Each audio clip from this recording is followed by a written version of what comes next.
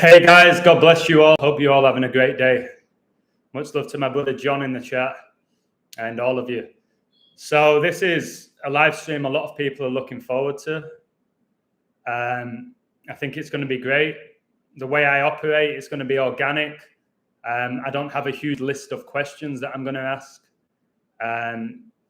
But recently, I would say over the last month or so, I have started to believe that not all celebrities are satanic or part of secret societies, that there's an organic element, that there's layers to it all. And I know a lot of you may say, oh, he's changing his mind. I've changed my mind so many times, guys, because I'm constantly researching and growing and learning. So that's what we should be doing, guys. We want that advancement. We want to grow. We want to be open-minded. So I had a chat with Tissier a few weeks ago, and it was great. Went on for about an hour and a half. Like, it just flowed. It's like I've known him my whole life. All right. And how I see him now is a great guy, a funny guy who had an incredible talent. And there's levels. Like we say, he didn't go to a top team. He could have. All right. He wasn't living the lavish lifestyle. He wasn't going to all these parties. He wasn't on the front cover of magazines like David Beckham. He wasn't marrying pop stars. He was just an unbelievable player. It's almost like his fate was for him to be a pro footballer and spend his whole career with Southampton. So he can talk about his career. He knows his career better than anybody.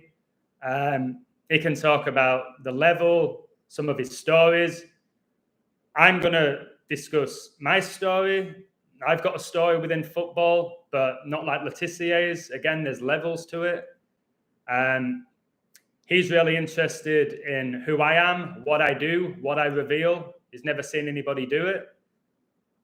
And I'm intrigued by his career. I'm intrigued by him as a person, what he stands for, why he lost his job with Sky. I'm going to ask him some interesting questions, I believe. He can ask me whatever he wants to ask me. We've not rehearsed anything. So he's agreed to do this. I'm going to call him. I really hope he picks up. About 2 hours ago, he gave me the thumbs up. So as far as I'm aware, he's going to take this call. If he doesn't, I will continue to do the live stream, but I'm almost certain that he will take it because I think he's just an organic guy. So yeah, if you notice a recent stream I did about celebrities that they misunderstood, that Satan's got a hold of them. Again, there's levels, there's A-list celebrities, there's Z-list.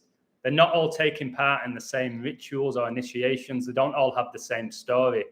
Just like those who find Jesus Christ don't all have the same story, the same testimony. Okay? So this should be a good one.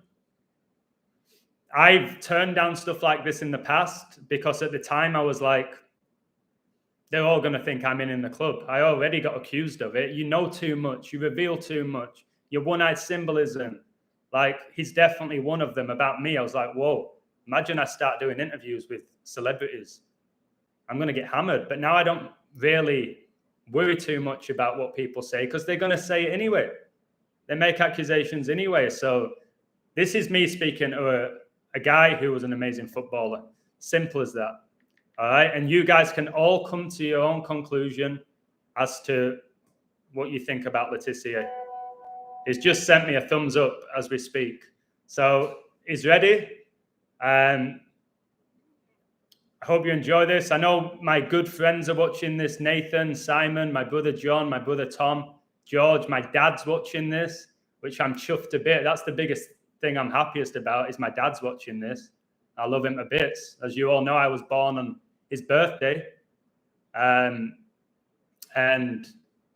he doesn't quite comprehend what I do, and he doesn't have to. But I think he's going to enjoy this. I think he's going to enjoy this. I think this might be the first video he's ever watched of me talking and doing these streams. So I love you, Dad. I'll see you soon. Okay? I'm going to call Tissier. Hi, got a Jesuit. There's no one in my family that I'm aware of that's a Jesuit.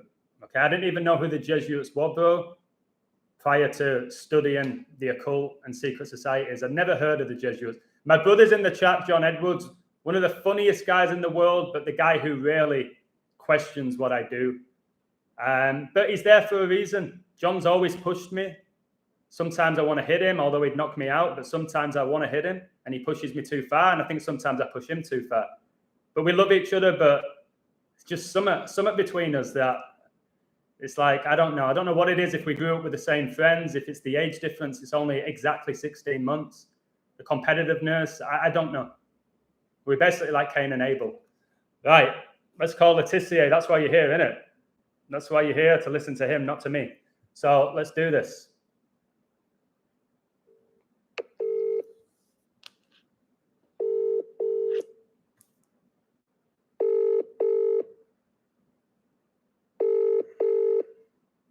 Please pick up. Tissier, how you doing, mate? Hey, Adam. Easy, bro. Thank you for this. I really appreciate it. You all good? Yeah, all good. Thanks, mate. You? Yeah. Perfect, mate. I'm coaching after this stream, so I was just getting ready for that. I did a code as well. You know, the lead singer from the Pogues, he just died, unfortunately. So I coded that, did a little video, and then I got prepared for this. So I'm excited for this, mate. We'll just have the conversation pretty much what we had last week or a few weeks ago. Just roll with it and be organic with it all.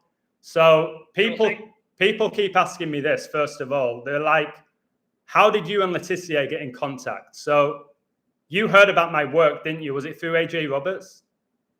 Yes. Yeah. So, and then you intrigued by it. And then we came to the conclusion that you had no idea about this code. It's not something that all the players and coaches are aware of. Pretty much it's none of them, isn't it? You've never come across anybody who knows gematria, numerology, the work that I'm doing within Southampton or the Premier League. Have you ever come across anybody talk about numbers like this?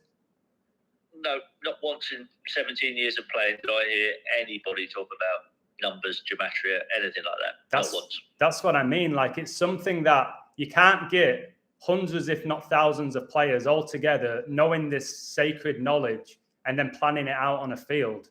So, for example, you've scored some of the greatest goals ever in the history of football. Now, you can't rehearse them, can you? That's not something your coach can say, Tissier, Schmeichel. You know what I mean? It's not something you can do. No, so it's not something to plan. It's not something. There's no way of planning times when you score goals. It's just crazy the way that it works out when you decode the numbers. It just blows my mind, really. Yeah, the way it all comes together, yet the players are completely unaware of it. Because I think it's organic. I've come to the conclusion that it's organic. I had a stage, Tissier, where I thought everything was corrupt. All man was corrupt. Everybody who's in the world of celebrity is there because they're corrupt. So there was a part of me that was like delusional with it all. A part of me was bitter, for example, that I didn't make it. I was like, well, it's because I wasn't a Freemason, for example, things like that, making excuses. And I've come to the point that I think there's a hugely organic element, but there's also an element of corruption. Can you agree with that there is definitely corruption within the game, but it's not like everybody knows? Yeah, it's definitely not everybody knows, but there are certainly things that have happened along the way that you just think, wow, that just defies logic. That goes against everything. I think we've seen probably some of the VAR decisions that you're seeing. That's amazing. My dad wanted me to ask you about VAR. I think that is, for me, because I'm really into the Bible and Jesus. I think VAR is again not the work of man. I see an element of the devil within VAR. So football's a beautiful game. It's the most beautiful game in the world. No doubt about it. It's the most watched game, the most played game all over the world. But now VAR, I feel like it's taken the joy out of the game. And in the Bible, Satan's all about, honestly, he pushes love and equality and fairness. He did that with COVID. We can't go too hard on COVID. I know your stance on it. I agree with it. But wear a mask in the name of love. Stay home, stay safe in the name of love. Everyone wear a mask in the name of equality. So VAR for me, it was supposed to make the game fairer, but it's actually made the game more corrupt. It's taken out the joy. And what VAR does, it leads to confusion, bitterness, controversy, and anger. And that's what the devil's all about. So what are your thoughts on VAR? My dad actually wanted to have me ask you that question. So do you think it's actually made the game better, or has it taken out a lot of the joy of the game for you, or is it somewhere in the middle? So when it was first, the idea first came out, I was very much in favour of it, and the reason why I was in favour of it is because I thought, I may have changed my mind since then, I thought that VAR would make the game fairer. I thought by having the chance to look into it again on a video recorder in the cold light of day, that the game decisions would be made that weren't being made when referees were too afraid to make decisions at big stadiums. We would never get penalties at Old Trafford or Anfield or places like that, even though we had some very good shouts for them down the years, and we would never hardly ever get them. I think we had one at Anfield in my whole career, none at Old Trafford. I don't remember getting any at Highbury. But they'd get them against you, wouldn't they? They'd get them against you. Oh, 100%. And I know that they probably spent a bit more time in our penalty area than we did in theirs, but that's not to say there wasn't any offences going on. So, I felt like it would have made the game fairer. Okay. And that's why right at the start I was very much in favour of it. However, I also said right at the start, before VAR even started, that I said that the referees should have a bit of help in the VAR room, and there should be an ex-footballer in that room to give guidance on certain issues. Yeah. Not to be the ones that are decision makers, but just for the referees to lean on and ask their experience of being in that position. Yeah, that's fair. And give them some kind of context as to the force that might be behind a challenge. You can see whether it's deliberate or not. And I thought that would have been useful and really helpful to the referees to have somebody like that in there. But they don't want that. They don't want to do that, because I think that adds another layer in which they can't control. Yeah, that's true.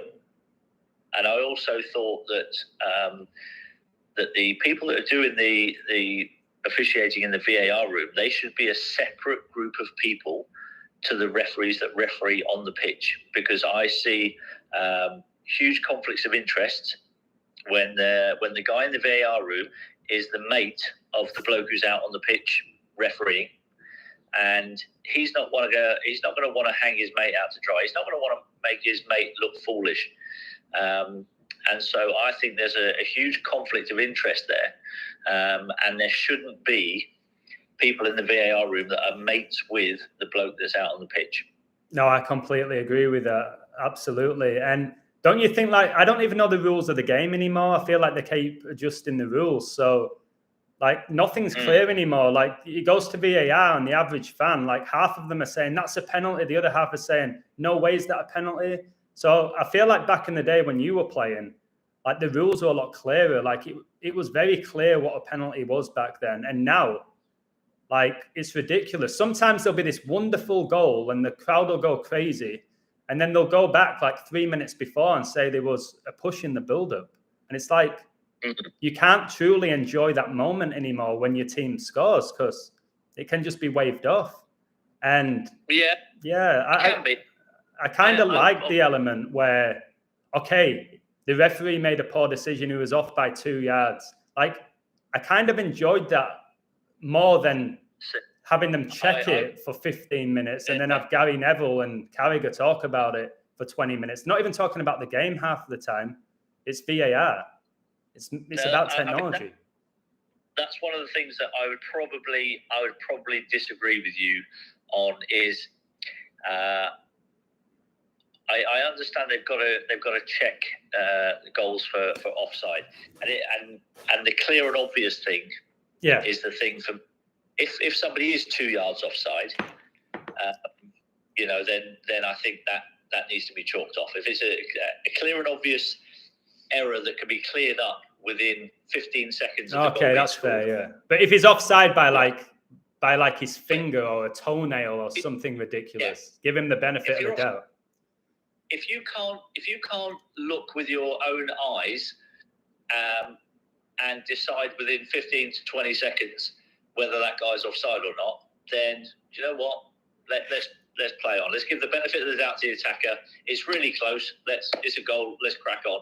If it's completely obvious that he's offside, then you have to do it. But I think they've just gone to obviously the nth degree of wanting to check everything down to the last millimetre, and I think that is what's sucking the joy out of the game for a lot of fans. I also think the communication problem is the thing for me as well with the referees. When the checks are going on in the stadium, the fans in the stadium don't know what's being checked. They might have a handball check, or it might say offside check, but you don't get to hear the conversation that the referee is having with the VAR. And I think if they had that, I think that would take a lot of the heat out of any situations. If the fans in the stadium actually can hear what's going on, what's being discussed, and it's being shown on the screens in real time. Because if you do it in real time, then there can't really be any kind of corruption. Well, recently they were the Arsenal-Newcastle game, and there were 3 checks in one go. There was, did the ball cross the line?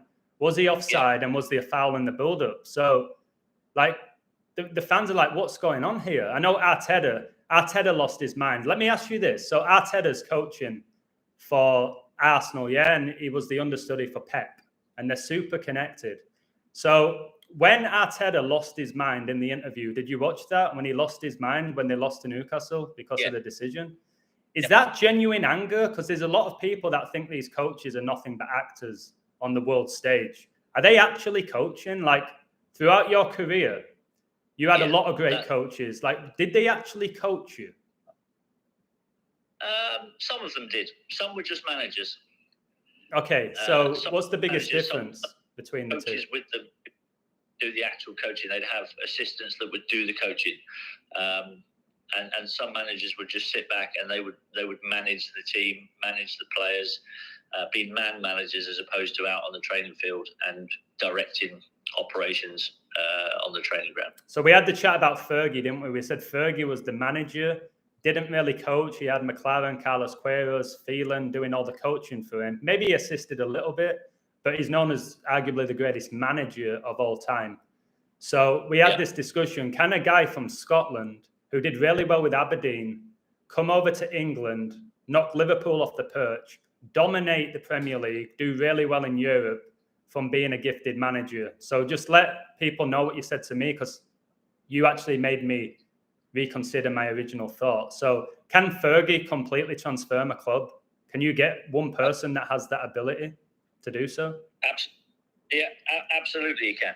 Absolutely you can. By sheer force of personality, but also he also needed at that time patience from the board of Manchester United, because the first 2 or 3 seasons he was there was, pretty barren, if I'm honest. They weren't a great team, and it took him a fair few seasons to get himself together a decent team. And you would not get that time in this day and age. If Fergie had taken over in this day and age and had the record that he had 30 years ago, it was probably longer than that now, then he would have been sacked. It'd have been long gone, for sure. And let everybody know how Fergie got the job at Man United. This was a great story.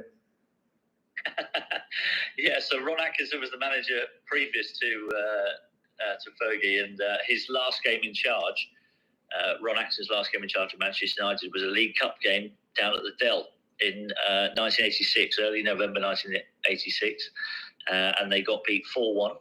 I came on as a substitute in that game and scored 2 of the goals. And 2 days after that, he was sacked. He was gone.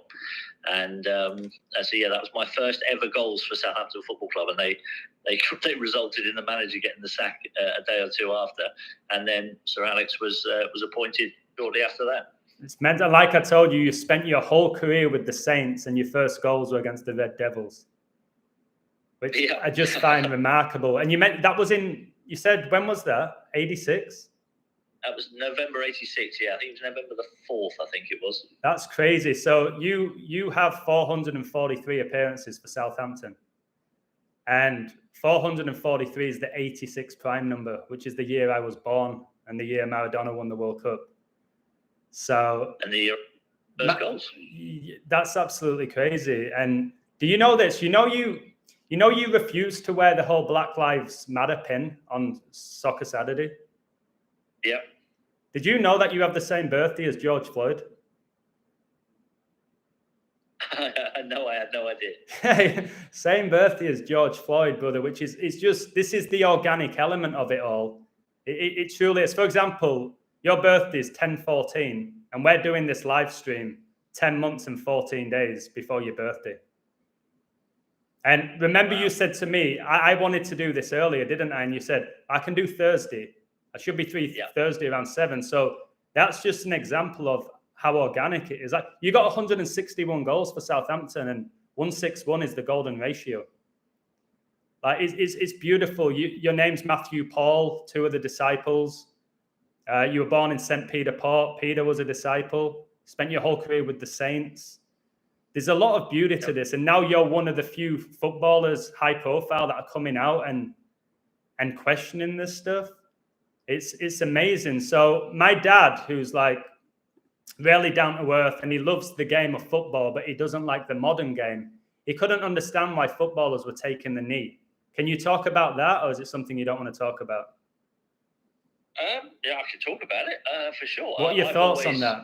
What's the purpose of it? Why are they doing it? Yeah, I've always felt like football should be completely separate. People go to watch football to as a little bit of escapism from their day-to-day lives. Yeah, it's their release from the toils of going to work day in, day out, just making enough money to pay the bills and feed their family. Yeah. In my opinion, politics needs to be kept as far away from sport as is humanly possible. And I believe that politics became so unpopular that they had to hijack something that was incredibly popular to try to get their message out to the masses, if you like. Because I think people were ignoring politicians. They weren't taking any notice of them. And they've had to hijack football to get their message across and the brainwashing that goes with it. And so I was not ever in favour of any political messages, not just the Black Lives Matter, but especially the Black Lives Matter one, because at that time I'd spent a little bit of time researching what that organisation stood for, and it was completely contrary to what I felt society needed, and so yeah, that's why I chose not to wear it, to tell them I wasn't going to be wearing the badge. And I think it wasn't too long afterwards actually that actually they all stopped wearing them. And then we've seen I don't know if everybody knows, but there's some of the people very high up in that organisation have been shown up to be pretty corrupt, who've been using that money to buy themselves mansions, and they're not the organisation they're cracked up to be. Yeah, exactly. And what about the things like they're pushing, like, for example, England's armbands, the LGBTQ plus community, that needs to be separate from professional football as well, doesn't it? Like, it does. People don't go to watch the football to have these things shoved down their throat. If you want to support the LGBTQ as an individual, you go right ahead and do that. Yeah, in the same way. But as football clubs, with who have a whole range of different fans, different views, different political views for everybody, they shouldn't be just picking and choosing different ideologies to promote from their football club. In my opinion, I really think, as I said, I think that all that sort of stuff needs to be left out of football. Leave it alone. Let the people enjoy the spectacle for what it is.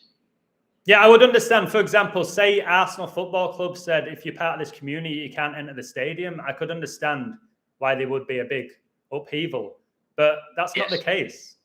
It's not the case. No, absolutely not the case. No, it's not the case.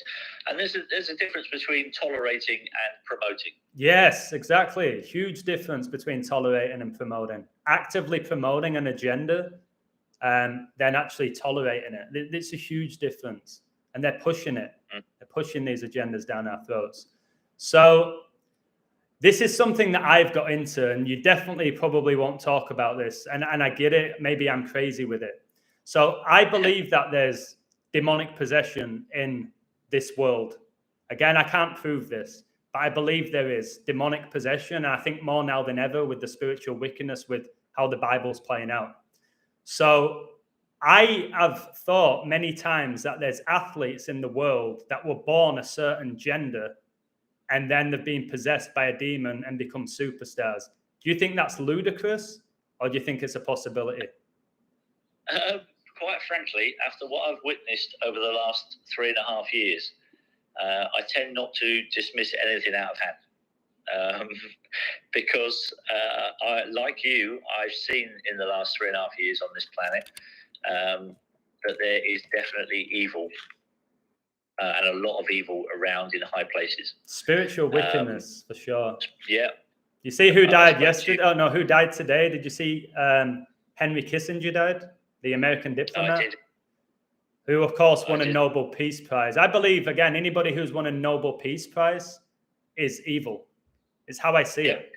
Like the people that have given that. Obama got a Nobel Peace Prize and he took his nation to war more than any other president. He won a Nobel Peace Prize. It's all there's a lot of inversion going on in the world. Yeah, a lot of inversion, whether that's gender or basically what is evil is now being promoted and what is good is being seen as evil. That's why they're getting rid of Bibles in schools. They're saying they're too graphic. They're too gruesome. So I get demonetized anytime I talk about Jesus. I get demonetized, which has demon at the beginning of the word. So yeah, everything has been flipped upside down. Even like the gender roles now, like back in your day, again, when you were playing at Saints, Premier League, I've coached girls in Chicago, in LA, and they had a lot of technical ability. But I also played futsal against Alex Morgan and Abby Wambach, who at the time were the two of the best women in world football. And I was head and shoulders better than them. And they were like towards their peak. Abby Wambach used to go to my gym in LA. So my brother's actually in the chat. And I remember years and years ago, I told him that I believe, because I'm a decent player. I'm nowhere near Tissier's level, but I can play the game. And I was like, I believe I'm better than all those international women footballers. And he said, no way. They're playing in these stadiums. They're making this money. I was like, they're not making as much money as you think. And even though they're playing in those stadiums, they're not selling them out. I said, I think I'm as good, if not better than them. And why now do you have people coming out like Megan Rapinoe, who said, by the way, there's no God because she got injured? Did you see that? I did, yes. Yeah. She got injured after 6 minutes. She did a Achilles and she said, this proves there's no God. But when she won the World Cup, she said, I deserve this. So she was pushing that the women should get the same money as the men. And all I ever said was, they don't sell the same merchandise. People are not watching these games and they're nowhere near the level. Do you agree with that? Or do you believe the women should be getting the same amount of money for this gender equality? No, I think you should get paid pro rata as to what your product brings in terms of sponsorship. Yes. And, gate money. I don't think that's too unreasonable to ask. I think we had a glimpse of kind of the standard of where ladies football was at a few years ago, and I think the US national team played a college team. I think maybe an under 16s, under 15s. It was the under 15s. And I think they got beat. What was it, 6 or 7? They got hammered. Let me check it. Yeah. They got hammered. Yeah. I remember reading about it a few years ago. And so when people talk to you about the standard of women's football, and yes, I would agree that the standard has improved over the last few years. I agree with that. But it's nowhere near, in terms of the quality of the product, it's nowhere near the quality that the men produce. Yeah, they got beat 5-2 by FC Dallas under 15s, and the US were the best team in the world. Okay. So yeah, that's what happened, which is pretty under well. 15, but... Under 15s, Dallas Academy. Yeah, I mean, so can you imagine if that team had played against a team in the English 4th division? Oh, yeah, even the semi-pro, like the 8th tier, like the Conference North, would beat the US women's national team. That's just how I've always seen it. It would be, and I get that it's difficult to compare and contrast because it's a different. I think it's a different game in terms of the power, the speed of the game. It's a very different product. So yeah. It's like Hollywood.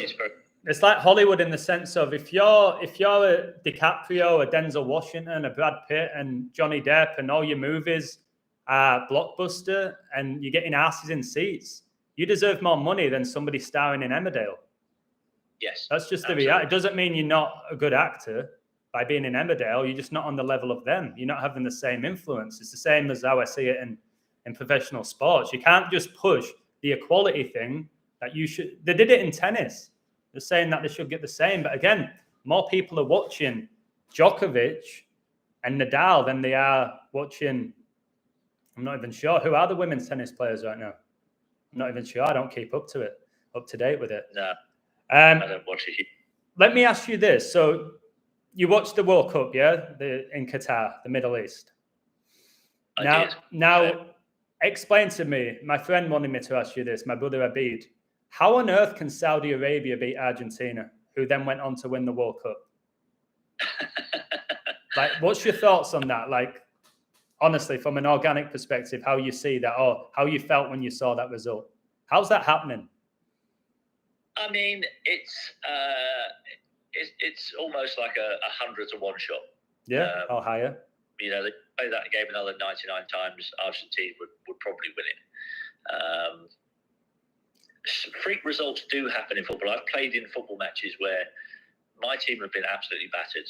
Our goalkeeper has been saving everything. It's been hitting the post, all sorts. And we've broken up the other end and scored 1-0. And we've walked off the pitch going, how the hell did we win that? Yeah, that's very close. I've been involved in those games. Yeah, so it does happen. I mean, for it to happen on that stage, and there has been, in the past in World Cups, there have been some big upsets, big shocks. And I don't look at that and think, oh, that could be fixed. What if it's not fixed, like as in man? Like, isn't it interesting? So who's Messi's biggest rival in his whole career? Ronaldo. It's Ronaldo. And so Messi's first ever World Cup goal was in Germany on 616, which is the alternate number of the beast. Ronaldo's first World Cup goal was one day after on 617, exactly 4 years before Cristiano Ronaldo Jr. was born. Now, they've just been synced up for close to 20 years now with their careers. So Argentina win the World Cup. The only game they lost was to Saudi Arabia. And now we have Ronaldo in Saudi Arabia with Benzema, with Neymar. I find that intriguing. Again, I've told you, I think it's spiritual. I don't think man's coding it. I'm not even sure they're aware. I think maybe some of them, like Tom Brady, I don't know if you watch the NFL, he said he won all of his Super Bowls because his wife was a witch. So he came out and said that in an interview. I know, he did it in a way where he was somewhat joking, but deadly serious. So for something like that, for Saudi Arabia didn't even have a shot in the first half. They didn't have a shot. And then Argentina came in 36 games, undefeated, and Maradona died on 11/25. Add up those numbers, 36, with 36 days left in the year. Then Argentina won the World Cup the first time in 36 years. Messi won it in the 36th year of his life. All this stuff, there's way more 36s. This is why Haaland ended with 36 Premier League goals, didn't he, in his debut season? Yeah. And 666 is the 36 triangular number. So what I'm trying to say is this. And again, these questions, mate, I don't know, you don't know. Do the players of Argentina know that they're going into that World Cup and they're going to become world champions before the tournament begins? Or no clue? Or maybe a few of them? I mean, I would be surprised if any of them knew it, if I'm honest. I would be really surprised. Yeah, it feels like that for me now. I'm getting to that point where it's like they definitely can't all know, because I think people would lose their mind. Like, how could you go back home to your wife and your kids when you're a fraud, complete fraud? Yeah, I don't think you can know. So I think what you can do, and what I believe you can do, is that if there is a collective belief, a really strong collective belief amongst those players, then I certainly wouldn't dismiss the idea of manifestation. Okay, the manifestation element of that, I think that is going towards the devil as well. I think it's almost black magic to a level. But if they're all taking part in that, I think a lot of them can take part in rituals and be unaware. That's where I stand on it now. I think they're taking part in it and they're completely oblivious. Or maybe one of them's aware and the rest are not. Maybe the captain's aware and the rest of the team's not. It can't be all of them. Because, again, I've been friends with pro athletes. One of my best friends, Simon Ainge, he didn't get to your level, but he was an exceptional player. He came through at Bradford City. He made his debut at age 17. He was starting centre-half with David Weatherall. Me and my bro went to watch him against Oldham, I think it was his debut. And then he played for Luton. He played at Harrogate Town. He played for England C team. And he's a regular lad. Now he works in sales. He had a gift. He made good money, not great money. And when I talked about the code and it being corrupt, he went mental at me. And now I understand. Because you know what? Because I was like questioning. I was saying, you're this, you're that. You must be part of the club. Like, he was like, ads, chill out. No, I'm not. No, I'm not. And I finally realized that there's levels to it. There's going to be some part of the club. There's going to be some Satan worshippers. There's going to be some like you who just wanted to be a footballer. So let's break down that story, because this is great, because it reminds me of when I was younger. But again, I didn't fulfill my dream. You did. Great for you. So let's talk about how you went from Guernsey to Southampton, because I love this story. And then we'll talk about why you stayed at Southampton. So how did you go from Guernsey to playing for a Premier League club? How did that come about? So the first contact with Southampton was actually not a lot of people know.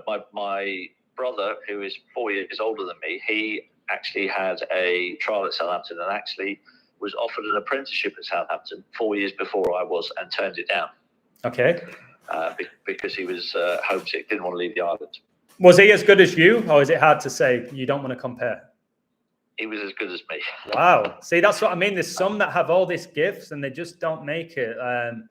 There's that song from the Pogues that says, I could have been someone, but so could anyone. We all have that. I'm always like, I could have been a pro, I should have been that, but I didn't. So, all right. So you had a brother who was arguably better than you, which is insane. All right. And he turned down a deal with Brighton? Southampton. Oh, it's because he didn't want to leave Guernsey. He didn't. Yeah, he was homesick. Didn't want to leave the island. Oh wow. Okay, so, I'll let you finish this off without jumping in. All right, go on, mate. No problem.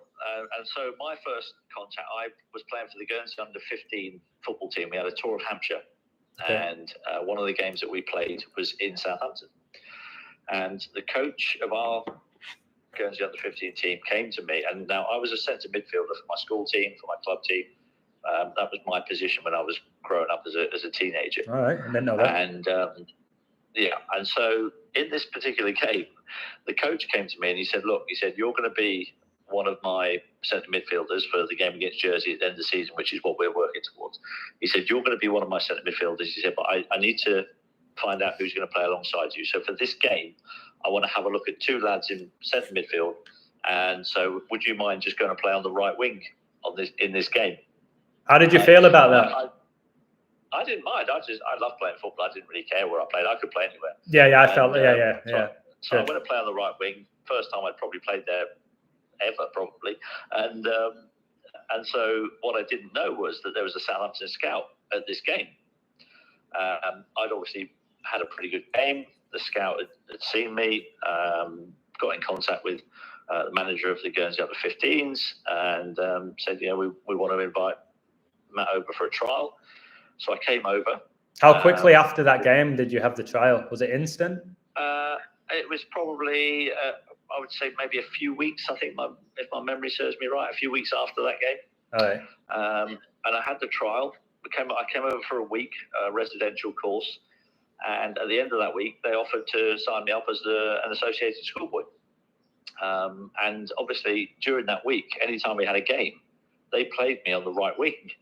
And I didn't, you know, I was just a little kid, really. But could you, back in that day when you're 15, obviously your play probably changed as you got older. Were you able to beat a player for speed, or were you doing them with moves, or you were more like give and go and whipping it in like a Beckham, for example, or could you beat a player? I could do everything.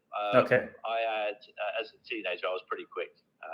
So I had the drop of the shoulder, but I also had the pace to go past. If you've got both, okay. So that was I didn't have the nerve to say, look, I'm not a right winger. You know, I was just happy to be there, and so I just carried on and played as this right winger.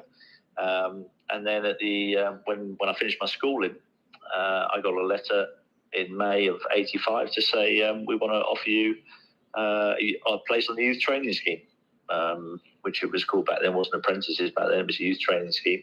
Yeah, YTS.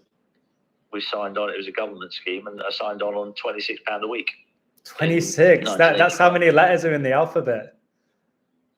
That's crazy. 26. There's 26 A to Z. Yeah, that's hilarious. Yeah, 26 is a big number with a queen. Like in gematria, a queen equals 26. She became the queen on 2/6. She was born in 26. She died 2 months and 6 days before Charles's birthday. Messi won the World Cup in his 26th World Cup game, which is a record, which is pretty crazy. So when you got that YTS, the youth training scheme, at that point were you starting to think, I'm going to make it? Or were you like, I'm still a million miles away from making it? What were your thoughts when you got that? Because that's a big deal getting that, but you're still far away at the same time. Yeah, you're a million miles away, really. Yeah. I mean, I had obviously just left school in May that year, started full-time at Southampton on July the 1st in '85. And, you know, I was a very, very naive young footballer with, you know, a lot of enthusiasm, a lot of ability. Yeah. But it needed harnessing. And I had a coach who was amazing at Southampton for me, who's, I still say now when people ask me who's the biggest influence on your career, and it was a guy called Dave Merrington, who was my youth team coach, who did an incredible job with not just me, but with a lot of the players around that time.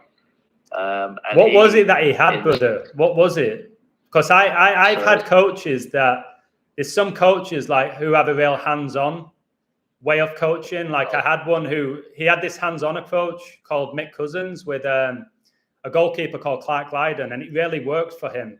And then there was other coaches that would really scream at you. I didn't respond to those coaches. The coaches that got up in my face. I don't know if you know Vince Brokey.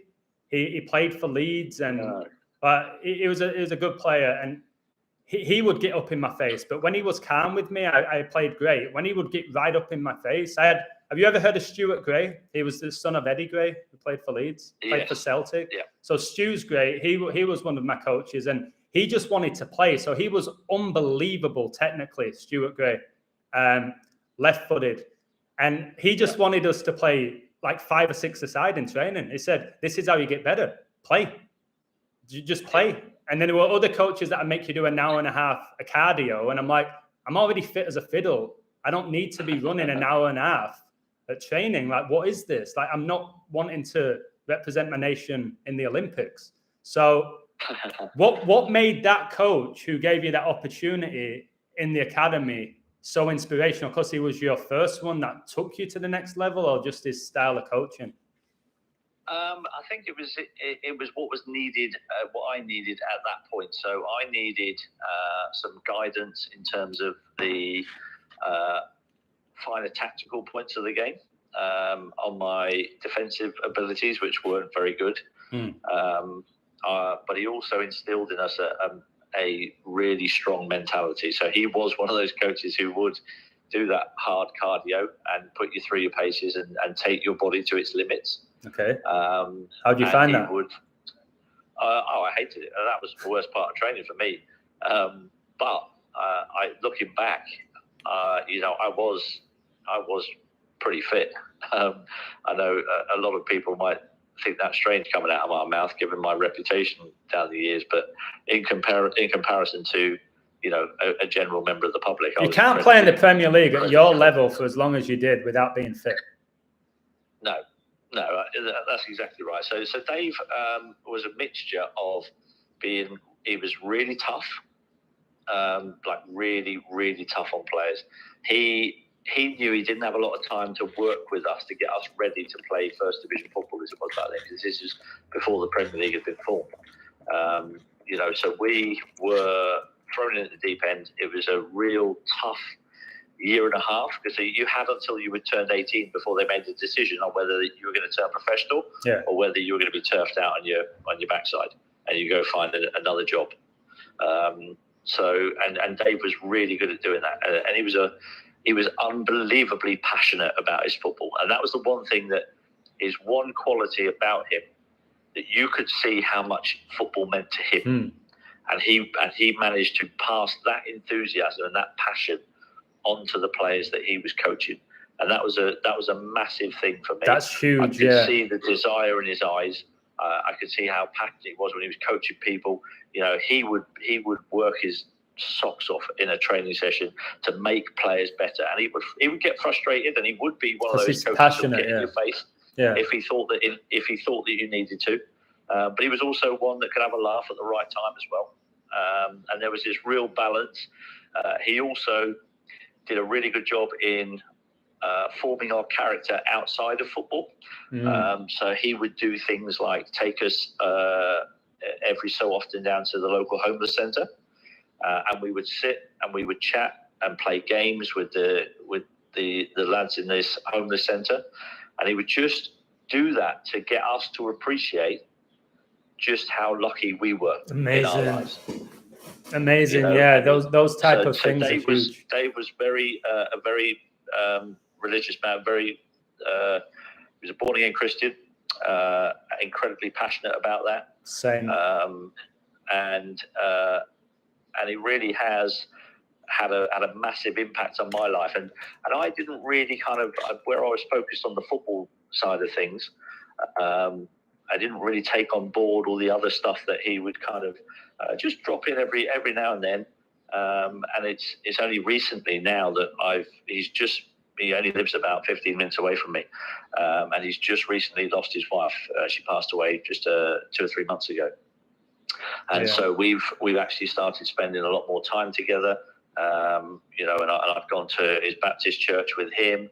And I've really felt more recently a real connection back to giving me goosebumps, back to Jesus and back to the church. So Southampton play at St Mary's, don't they? They do indeed, mate. That's absolutely beautiful. So I want to ask you this as well. So this happens to a lot of talented footballers. So they get to 17, 18. They've been at an academy 10, 11 years. They think they're going to make it, and then they get told they're not getting that next contract. Do you think clubs need to do a better job with those players or not? I certainly think that it's improved from what it was back in my day. From what I've seen of the academy at Southampton, I think there is a lot more care goes into the players now to try to find them clubs when they get released. I do find it, I don't really agree with the clubs getting hold of the players so young. I don't. Really like the Man City's just taking the best players they can at 6. Yeah, it's not fair that they. Yeah, I don't think it's fair. I think that's way too young for them to suffer any kind of disappointment when they get released at that young age. I think it could be devastating to boys like that. So I don't think you should really, personally, in my opinion, I don't think football clubs should be allowed to sign players on until they get into at least secondary school. So at least 11, and I would probably say a little bit older than that. I'd say 13 for me. I think 13. That would be about the number that I would look to. I didn't have any professional football training until I was 15 years of age. Yeah, that's very true. Yeah, that's okay. What was the training like at Guernsey compared to Southampton, for example? What were the biggest differences? The biggest differences were just the professionalism, the variation in the training. And most of my time in Guernsey was spent playing. I was playing I would play for my school team. So the last season before I left Guernsey, I was playing for my school team. I was playing for my under-16 team. I was playing for my under-18 team. I was also playing in the second team of the team where I was my under-16, under-18. You just loved it, yeah. You just loved the game, loved to play. I get it. I just loved playing, yeah. So I would some weekends I would play on a Sunday morning for my under-16 or under-18 team, and then I would go and play again in the afternoon for the second team. So when you're playing, when you got it to the Premier League, and well, let me ask you a few questions, simple questions. I'll just keep it straight, and then I'll ask you the main one I was about to ask you. What's the best stadium you've ever played in for you? The best stadium, Wembley. Wembley was my dream as a kid to play at Wembley. So it was the original Wembley with the Twin Towers? Yes. Okay, so Wembley Stadium. All right, what about the best player you've ever played with or against? The best player I played against was, I would always say it would be Roberto Baggio or Thierry Henry. Henry was one of my favourite players. That guy was absolutely incredible. We had the chat, didn't we, that there's many incredible footballers with like incredible speed. But to go to Henry's level, you've got to know how to use that speed, when to stop, when to start, when to accelerate. You've got to have the technique on top of the speed. And you mentioned there's a lot of pros that don't quite make it to the top because they can't necessarily control their speed. Like Henry. They can't control this. So I would describe it this way, that their body goes too fast for their brain. Okay, yeah. I've seen it. I've seen that. So they don't know when to slow down. They don't know when, and they can't. They need to slow down to allow their brain to catch up. All right, yeah, I love that. And some people just didn't know that they had to slow down in those crucial moments. So just before you're gonna, I always said, just before you're gonna shoot, just before you think you're gonna score a goal, it always feels like life kind of slows down a little bit and everything goes into slow motion. Yeah. And you calm yourself, you calm your body. I love that. You look where the keeper is, don't you? Have a little glance where the keeper is and you pass it in the goal. If you're in the 18-yard box, you should be placing it. You should be passing it into the net. Yeah. And I saw some of your goals. And again, you look at somebody like Messi, a lot of his goals, he passes them in the goal. Henry, a lot of Henry's goals, he'd open his body up, he'd pass it in the goal. And a lot of strikers, like you mentioned a little bit, we can cover this because I don't think it's like controversial. Che Adams is a talented player, but you said he just sometimes snatches at chances. And if he had a little bit more calmness in front of goal, he could be next level. And it's a lot of players are like that. It looks to me like Che had it drilled into him at a young age that when he gets a chance, he's got to hit the target. And he does. He gets it and he hits the target, but he shoots a lot down the middle of the goal. Yeah. And he doesn't really just take that extra split second just to go, this needs to go in the corner because these goalkeepers are good. You know, I've got to hit corners. And sometimes you put it wide. It doesn't matter. Missing doesn't matter. You know, you can't let that affect you. And you've got to, if you want to score a lot of goals, you've got to be prepared to miss a few. You know, and that means aiming for the corners. It's like Andy Cole. Andy Cole would have like 6 great chances every game and he'd score 1 or 2 nearly every game. Salah gets like 5 or 6 chances every game, but he always seems to score 1. You've got to be willing to miss. Like we had this chat. I think this is something that I really struggled with. I told you, like ability-wise, technically-wise, there wasn't many better than me. But mentally, if I missed an opportunity, if I wasn't playing as well as I thought I should be playing, it really affected my performance. That never happened to you, did it? No. Like that is a gift. I mean, don't get me wrong.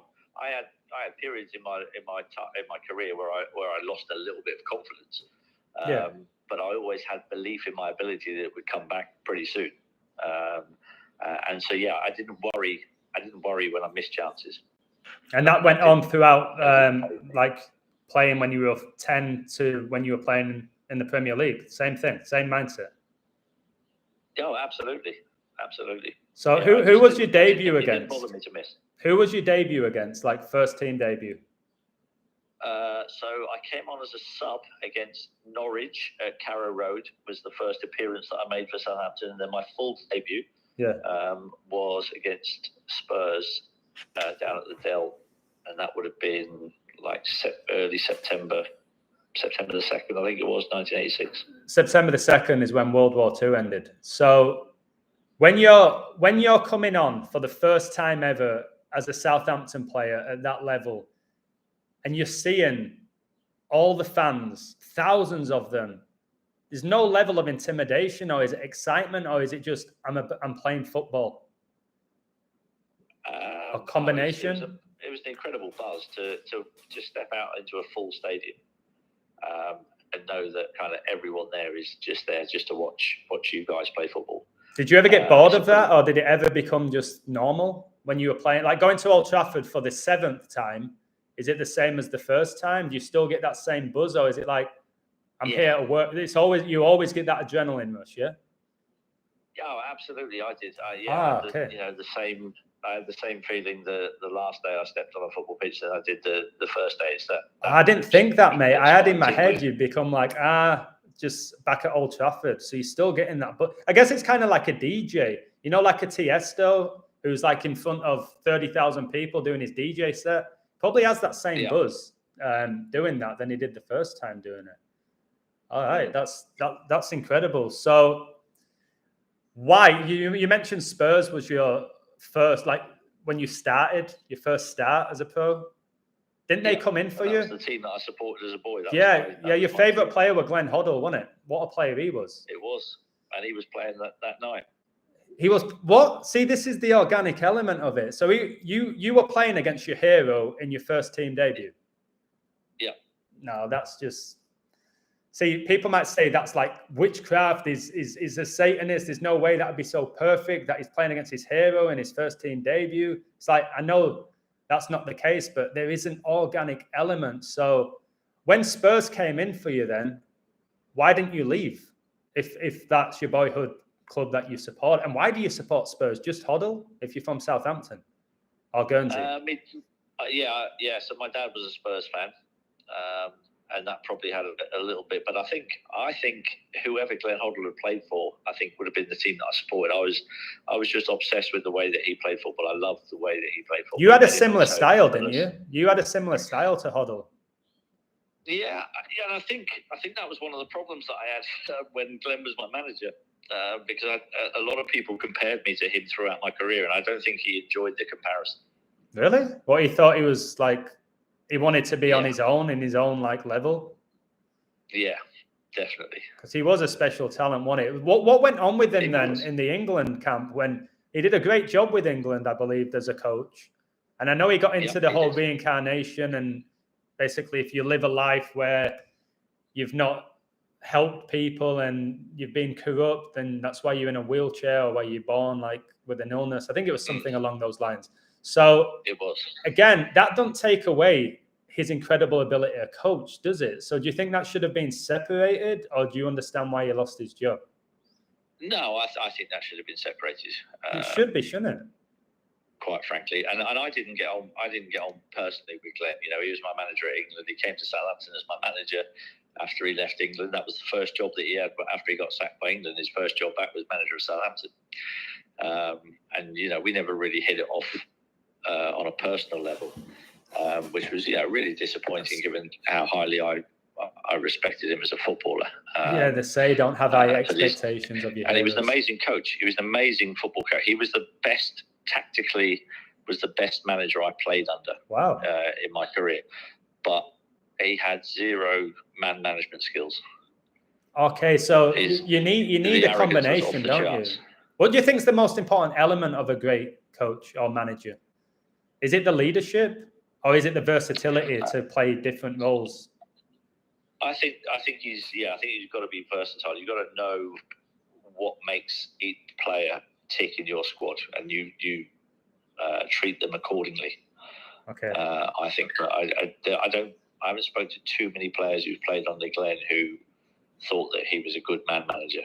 No, right, fair enough. So how does a player like you, who is banging 20 plus goals in the Premier League, I'm pretty sure did you get 25 goals at like the age of, I think in 93, 94 season, you got 25 league. This is league goals, yeah?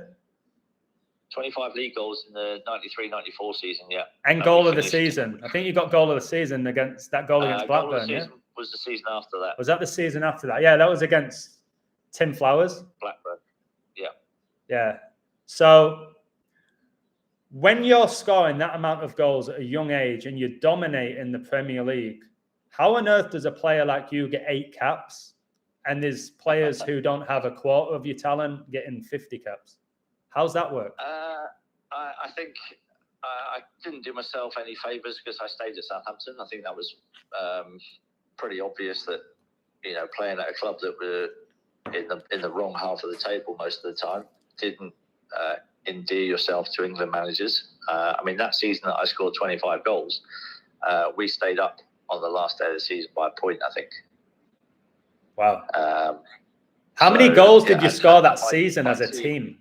My team that season only scored 49 goals altogether. So you scored more than half the goals? Yeah. That's just, and you stayed up. And we stayed up. And so that was the time when Terry Venables gave me my debut. And then the following season, towards the back end of that season, I played in a game in Ireland, in Dublin, where the game got abandoned after 27 minutes because of crowd trouble. And I started that game. That was one of my 3 starts for England. And after that game, I got dropped and was never picked in another squad by Terry again. Now, that season, I ended up scoring 30 goals that season and didn't get an England squad.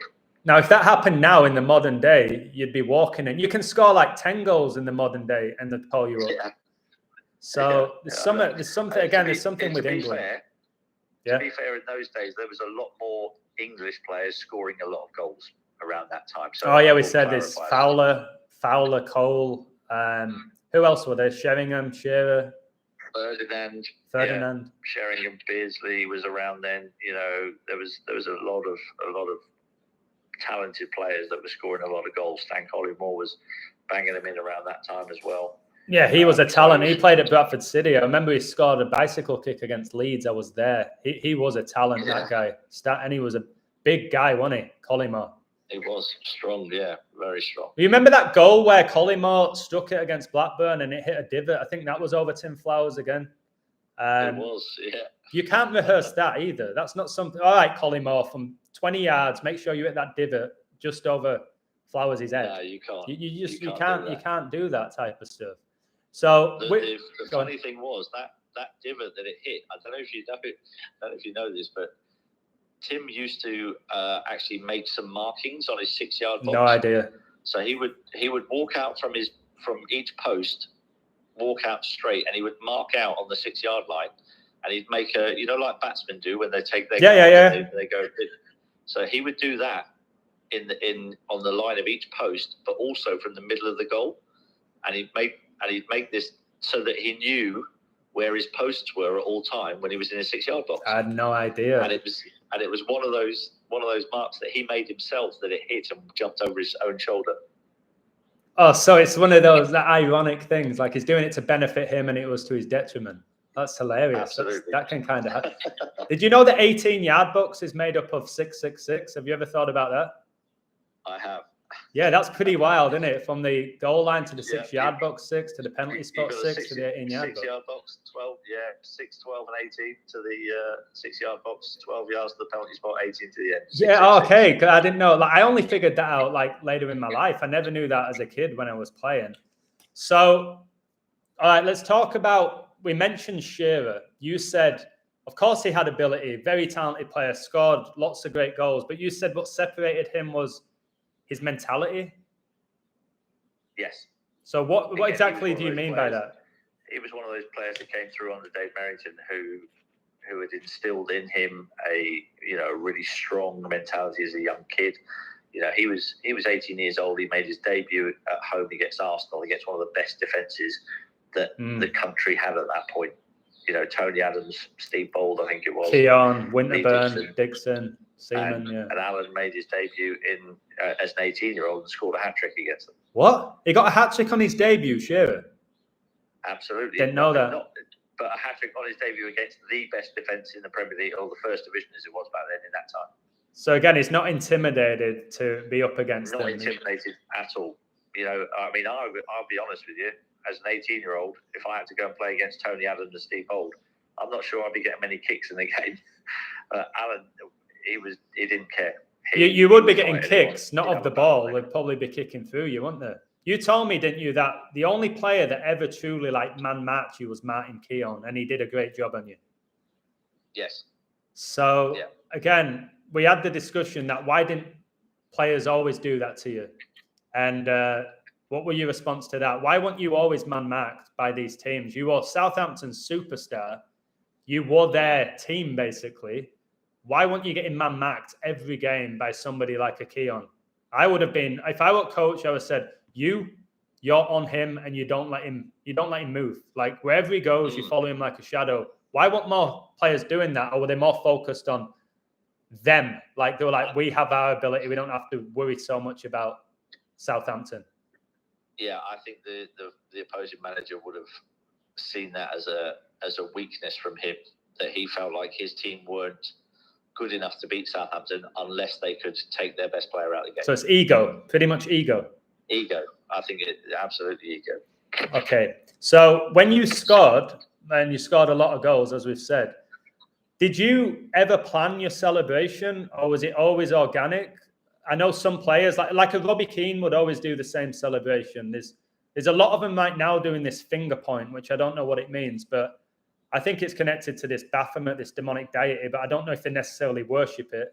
But when you scored, did you know before the game, if I score, I'm going to celebrate like this? Or was it just... No.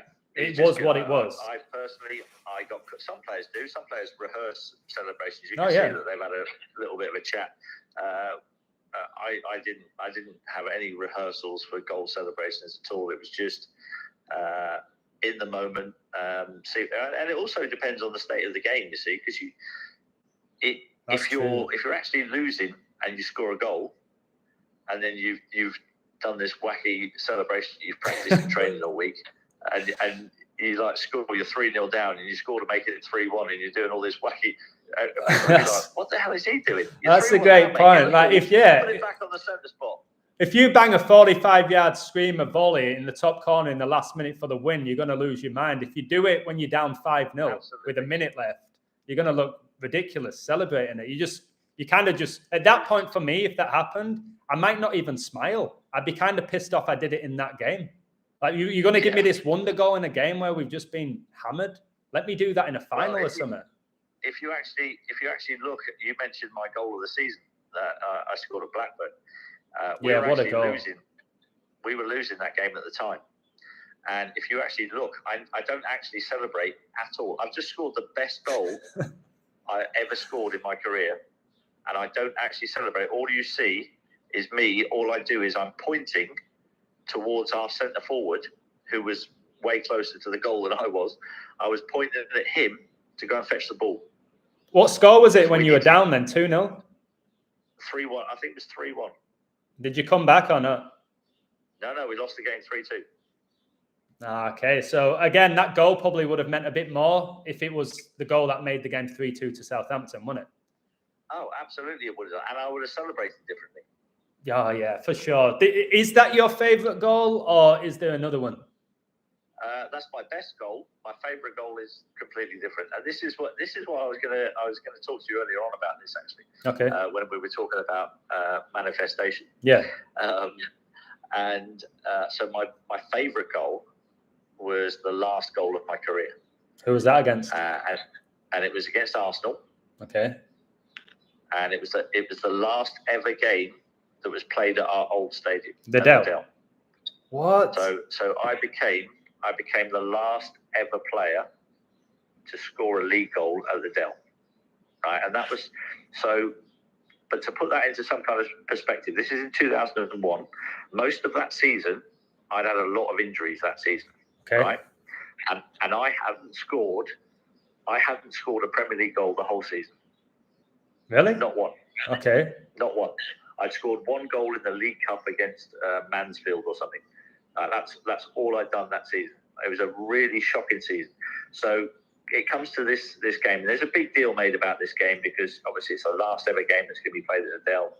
And so about 4 or 5 days before the game on the Saturday, my manager comes to me, ironically, another Stuart Gray, different one. Oh, yeah. He had white hair. Did he have grey hair? So he was manager of Southampton at this point, and he came to me before 4 or 5 days before the game, and he said, "Look," he said, "Matt," he said, "I know you're," because I wasn't, I've been struggling with injuries and stuff. He said, "Look," he said, "I know you're not 100% fit." He said, "But I'm going to put you on the bench on the weekend." He said, "And I'm going to promise you that when that final whistle goes, you will be on the pitch, because for what you've done for this football club for the last 15 years, he said, you deserve to be on the pitch when the final whistle blows for the final game at the Dell." Wow. And so that was like 4 or 5 days before the game. And I can tell you now, from that moment till the day of the game, I was obsessed with how I was going to be the last person to score a goal at the Dell. Wow. I felt like that was mine. That was my destiny. I deserved to be that player that scored. And from every night I went to bed, and I'm not exaggerating, every night I went to bed, when I was falling asleep, all I'm thinking about is how I'm going to score the last goal at the Dell. Oh my word, bro. Like, what was the actual quality of the goal? Like, just basic? Oh, no. No, it was top class? Not basic. So it's the 88th minute of the game. All right. The score is 2-2. Mm. Arsenal are like, I think they were second in the league that year, so they're a good team.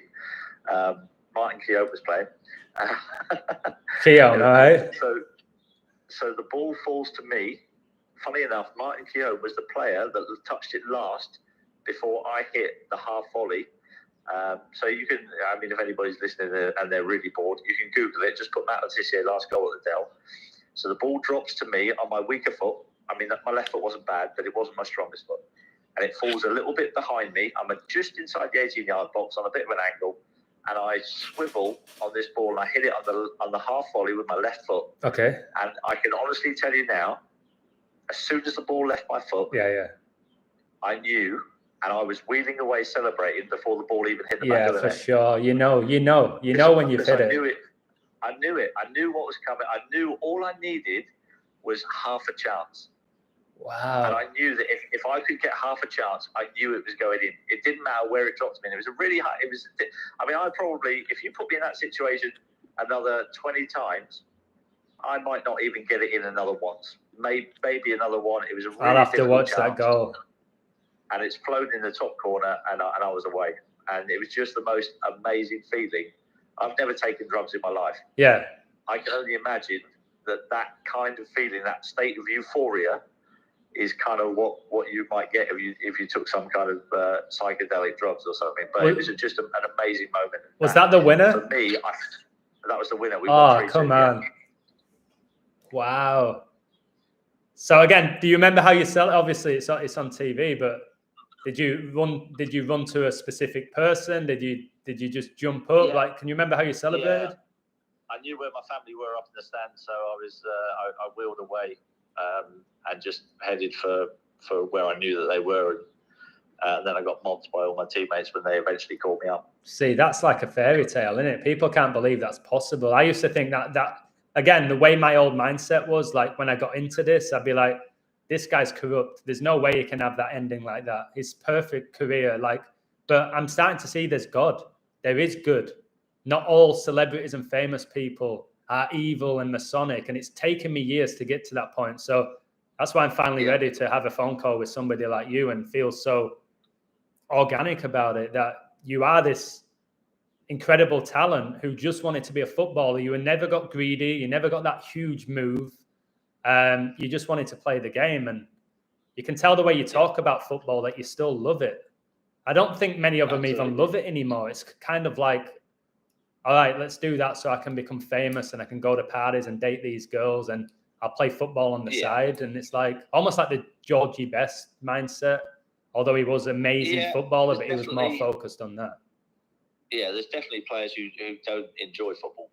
Oh, yeah, plenty. They play it because it's very well paid, Yeah, or they just have the gift. Like there's a lot of people, a lot of kids I taught who are amazing at math, but they don't like math. But they'd get 100% in their exams, but they didn't enjoy doing it. There's plenty of people who have a gift that they don't actually enjoy having, but it pays the bills or makes them famous or whatever. So what do you think the biggest differences are between the time you played and this modern game? The biggest differences, other than VAR. The two biggest differences, I would say, are the money is the very big difference. It's scandalous what they're getting. Ronaldo's getting 200 million a year in Saudi Arabia. Benzema's getting 200 million. Kante's getting 100 million a year. Jordan Henderson, 40 million a year. That's just, what were you never got the move, did you? I was going to say, what was your biggest move? You never left your club. No. So you never got that. No, I didn't. But I can tell you, I retired in 2002, and at that point, I think I was on £3,500 a week. Wow, wait. So you were one of the best players in the Premier League throughout your career. And is that the most you ever got? Or was that, well, that's towards the end. You probably got a little bit more in your peak, or no? Yeah, but never, the most I was on was the previous season to that, where I was on £3,950 a week. Which is, again, exceptional for the average person, but for a Premier League footballer, one of the best to play in it.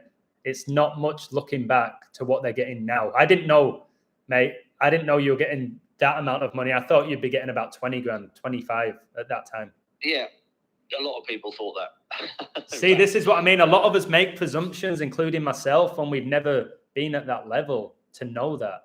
So again, that says a lot about you. A lot of pros would deny that. They probably want you to believe that they were getting more than they actually were given. So, all right, because Shearer with a record, won 15 million when he went from Blackburn to Newcastle. So again, you won't know this. It's not something you'll all sit down and talk about. Do you reckon he will getting about 10 grand at that time a week, or it's just guesswork? I couldn't even guess, if I'm honest with you. I mean, that is, 1996-ish, around then when he joined Newcastle, wasn't it? Yeah, it was around then, yeah. He won the league with Blackburn in 95. So, yeah, I mean, it may be a little bit more than that, possibly, if I'm guessing. I know that the year before that, Chelsea tried to buy me for like 7 million quid. And at that point, you know, I probably was looking at maybe, I could have maybe gone to like 10 grand a week at Chelsea at that point. But did you not want to go to London? Like, did Southampton match the offer? Why didn't you leave Southampton other than the loyalty? I understand the loyalty. Yeah, I never played football for money. That's the first thing. I can tell, yeah. And yet, I was really happy at Southampton. I just scored 30 goals that season. You know, I was really enjoying my football, playing the best football of my career. I didn't see any reason why I needed to move. I was loving it. And so, as I said, money wasn't a factor at all. I didn't really fancy going to live in London. I'm not the kind of bright lights of London type of person. In fact, I spend more than a day up there, and I start wanting to get the hell out of there. Yeah, it's not for everybody, is it? It's not for everyone. I enjoy a far simpler life than that. I like a quiet life. And, you know, I don't, as I said, I don't need loads of money to fund the lifestyle that I want to have. So when I played, you know, I played in Hollywood for 2 years, and Vinnie Jones was my head coach. Great guy. Just a proper, the funniest guy I've ever met. I know you know him well, the funniest guy. And I think he was one of those people that he didn't try to be funny. Just when he spoke, he was funny. So he's back home in England now. He lived a high life. I went to his house 3 or 4 times in Hollywood Hills, went to all of his parties. And I think for him now, he's at a point where he just wants to be on his farm, and he wants to be away from everybody. And he's humbled himself, and he just wants that life away from the spotlight, because he was in like X-Men and Gone in 60 Seconds, and like he played in the Premier League, and he played for, I think he played for Wales. I think he was English, but he also played for Wales because of his bloodline. So there is the element. So now we're talking about this, you can briefly cover him a little bit. You pretty much said this to me, and you don't have to say it here, but you think somebody like David Beckham was overrated and pretty much sold out to a level? Yeah, I mean, I think, I mean, when you say that David Beckham was overrated, I think David Beckham was a very, very good footballer.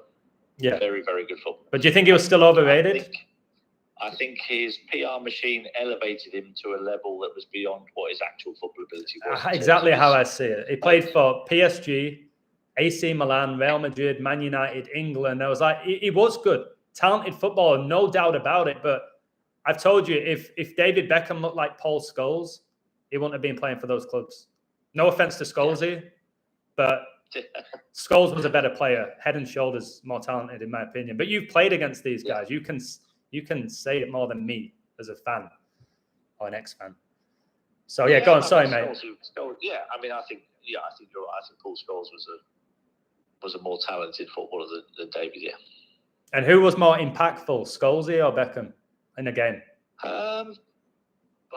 On the balance sheet of the football club or on the football pitch? Just on the football pitch. Like you told me that Gascoigne was more talented than Shearer, but Shearer had more of an impact. Was it similar with Scholes and Beckham, or did Scholes have more of an impact? Yeah. Well, I think Scholes was more impactful. David grabbed the headlines. Obviously, he had a fantastic PR machine behind him. He had the pop star wife. He had all that.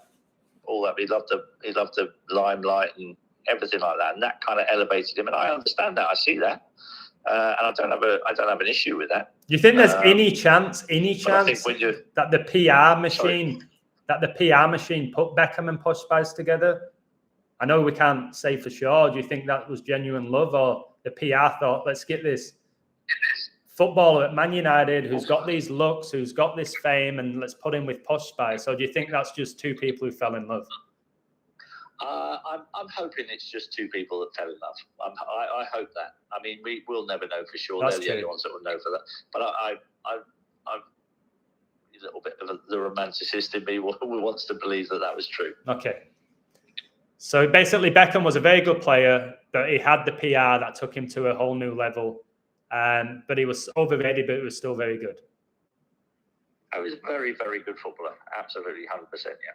Yeah, okay. And didn't he come through Spurs Academy? When he at Spurs, then he went to Man United when he was younger? I think he had some connection with Spurs early on. Yeah, and then he had this connection with Bobby Charlton, I think, and then he got to United. All right, okay, that's interesting, right? This next point, again, we kind of covered it. You don't have to be a Freemason to be a Premier League footballer, yes or no? 100% no, you don't have to be, because I'm not one. I've been a couple of times. A couple of friends of mine have tried talking me into it, but it wasn't for me. It just didn't feel right for me. And the more that I've kind of learned about it the last few years, the more relieved I am that I made that decision. Okay, so you don't have to be a member to get to that level. You had your talent, you had great coaches behind you, you had the work rate, you had destiny, and it got you to where you were. It's not like one of those. I use that as an excuse, mate. I used it as an excuse for a few years. I was like, I didn't make it because I'm not a Mason. It's just so easy for somebody like me to say that.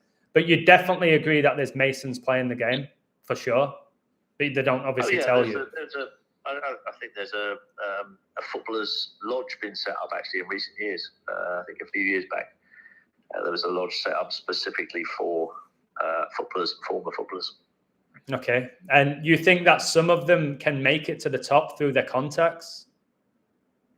I mean, from what I know about Freemasonry, I think there's certainly, if you're in that club, they do tend to help their own. I don't think there's anybody who will really kind of go against that as a matter of fact.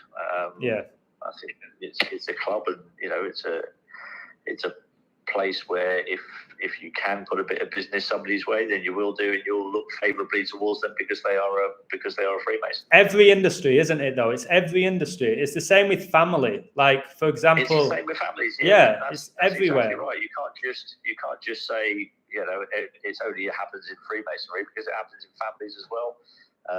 It happens just in normal circles and everyday circles. If you've got a choice between two people to pick for a job, and one of those guys is your mate, it's true. He's slightly less qualified than the other one. It's going to take a lot for you to actually go, sorry, mate, you're just a little not quite as good as the other person. So I'm going to, even though you're my mate, I'm going to bomb you out. A lot of that would take a lot for somebody to do that. No, it's legit the case. Like I said, at all levels. How did, for example, let me ask you this again, a lot of these questions we don't know. Remember when Harry Redknapp said Lampard's going to go to the top in that interview when he was a young lad at West Ham? He said that with such conviction, and Lampard had this grin like a Cheshire cat, like he knew as well. Again, is there an element of destiny to that? Is it, okay, we've got contacts? Like, for example, Harry Redknapp's son's Jamie Redknapp, Jamie Redknapp's cousin's Lampard, Lampard's dad's Lampard Senior, and they all did very well in the game, either as players or coaches. So when they say those type of things, like, do you think there is a possibility that there's been some form of agreement? How did he have so much conviction that a young Lampard was going to go right to the top, which he did? Lampard went right to the top. And again, I think you're a different level to Lampard as a footballer, a different level. And the career he's had, the way that he's like talked about, because of his goal record. I think, isn't he Chelsea's all-time leading goal scorer? And he was a midfielder. I'm almost certain. I think he is. So how did Harry Redknapp have that much conviction? Or is that just this manifestation, the self-belief? Or did he know almost that Lampard was set for a career in the game? Well, I think that Harry would have had enough experience in the game to have seen Frank a lot in training, and to see the potential that was there. So I think that he was able to have that conviction because of what he witnessed in training. But also, I think there was also a little bit of protection mode in there as well from Harry. Yeah. Because Frank was getting a bit of stick, and I think it was just Harry's way of showing Frank that he believed in him, and he was big enough and bold enough to go. This boy will go to the top. I've seen him in training. I can see he works hard at his game. So all those things would have added up to Harry making that statement, and Frank sitting there smiling. I think that would have been Frank kind of almost with his body language saying thank you to Harry for protecting him and for trying to back him up in times of which were quite troubled at that time. He was getting a lot of stick from the fans. I agree with that. Do you think Lampard would have got the contract and all the opportunities though without his contacts in the game? Possibly not. That's how I see it. Like Lampard scored plenty of goals, like plenty of assists, played for his country.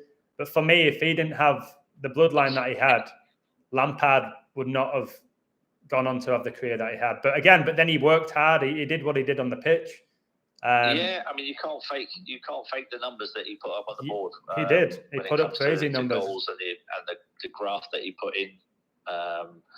He was a consummate professional. Who's the best trainer you've ever trained with then? Like, who literally was the best trainer? Every training, he was just 100%. Did you have a player like that? One of my best mates in football was a guy called Franny Benali. Francis Benali, he was one of your defenders? Yeah, a very uncompromising defender. And, we've known each other since we were 15 years of age. I was with him at the Saints game last night. We're still the best of mates after all that time. But I can tell you on the training ground, if there was a tackle to be won and he knew I was going to be on the receiving end of it, he thought not twice. He didn't think twice about going through me in training. If he's going to take the ball. So he's going to go through Southampton's best player, and he don't care. It just no, because he trained the way that he played, and if you were on the opposition's team in a training match, he treated you the same way as if you were an opposition player on a Saturday. What about the worst trainer then? That's a good question. So we had a guy called Glenn Cockrell. Okay, I'm not sure. Who was in the Saints team when I kind of broke through as a kid. So he was the first signing that Chris Nicholl made in 1985. And he, in pre-season training, I mean, I was pretty much right at the back of pre-season training with the goalkeepers because I just didn't like the long distance running and all that stuff. But even I could get in front of Glenn. And the amazing thing was, though, he would be right at the back in pre-season training. But you come to the first game of the season, and he was a box-to-box centre midfielder, old-fashioned centre midfielder, and he would go for 90 minutes like the Duracell bunny. And I was thinking, how can you do that when you didn't even bother training in pre-season training? You're behind me. Yeah, I can't do what you're doing. There is a mindset, though, isn't there, that like running with the ball is far different to just running around the track, for example. Like, I bet you could play football all day. If you had a football I bet you could play 4 hours straight. If they had you running around the field for 4 hours, probably not. It's mindset, a lot of it, the competition element. So I think that's crucial with it all. So definitely, that's what Dave Merrington was good at. Yeah. Right now, then in the Premier League, who would you say the best couple of players are? Like outright most talented players. Outright most talented. Well, in terms of pure footballing ability, I love watching Phil Foden play. Yeah, same. I love watching Kevin De Bruyne when he's fit. It's been a bit of a blow to have him out injured for so long, but I think he's back in January. I always enjoy watching him play football. I think he sees passes that most other players don't see, and that's one of the parts of the game that I really love. I love to see a player who can thread a pass, and the rest of the team actually go, "Geez, I would never have seen that." You can't coach that, can you? You can't coach that. You can't coach that. No, you can't coach that. Glenn Hoddle had that. It's like I said with the Fox in the box, like the Linekers and the Chicharitos and those type of players, like the Van Nistelrooys, and the ball just seems to land to them. Like somebody will take a strike, keeper saves it, it lands straight to Van Nistelrooy. He's there. I don't think you can coach that either. Like that Fox in the box. Yeah. And like you said, that type of pass that KDB would do. It's like if you could coach that, more players would be doing it, wouldn't they? Yeah, absolutely. That is a God-given talent, I would say. Yeah.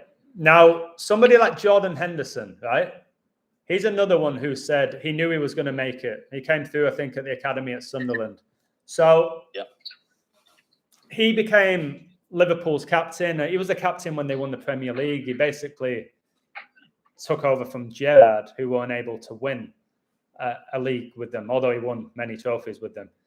Somebody like Henderson, like, is he overrated? Like, he's out in Saudi Arabia, he's still starting for England, or somebody like Harry Maguire. How is he starting for England when he can't start for Man United? Does he have connections, or is it just Southgate actually respects him as a footballer? Like, I feel like Jordan Henderson shouldn't be getting 40 million a year in Saudi Arabia. He's a good player. He's box to box. He can ping a ball. He never scored many goals. He never created many goals. He was a phenomenal athlete and he had a great mindset. But like, is he as good as they make out? Was Kante as good as everybody made out? Because he'd win a few tackles and he could run. Just out of curiosity. Yeah, it all depends what you're looking for in a footballer. What you admire in a footballer. That's true. Some people do admire that ability to, get around the pitch non-stop for 90 minutes and still be making tackles and interceptions right up until the final whistle goes. And some people really respect and admire that. And I have a degree of respect for that. But the players that I really admire the most are the ones that can do things that with a football that other players can't do. That's why, the likes of Foden and De Bruyne and players like that, they're the ones that I would pay money to go and watch. Foden's like unbelievable, isn't it? I wouldn't pay money to go and watch N'Golo Kante. That's not what I go and watch football for. I don't go and watch football to see somebody, do some great interceptions. I go to see somebody make a great pass that leads to a goal. Somebody stick one in the top corner from 20 yards, or a fox in the box who gets in front of his centre back and sticks his toe out and gets there just before the keeper taps it in. That's why I go and watch football. That's what I pay to go and watch. Do you watch much football now, or has the modern game like taken a lot of joy out of it, or do you still watch it like you used to watch it? I still watch football, probably not to the levels that I used to when my job depended on it.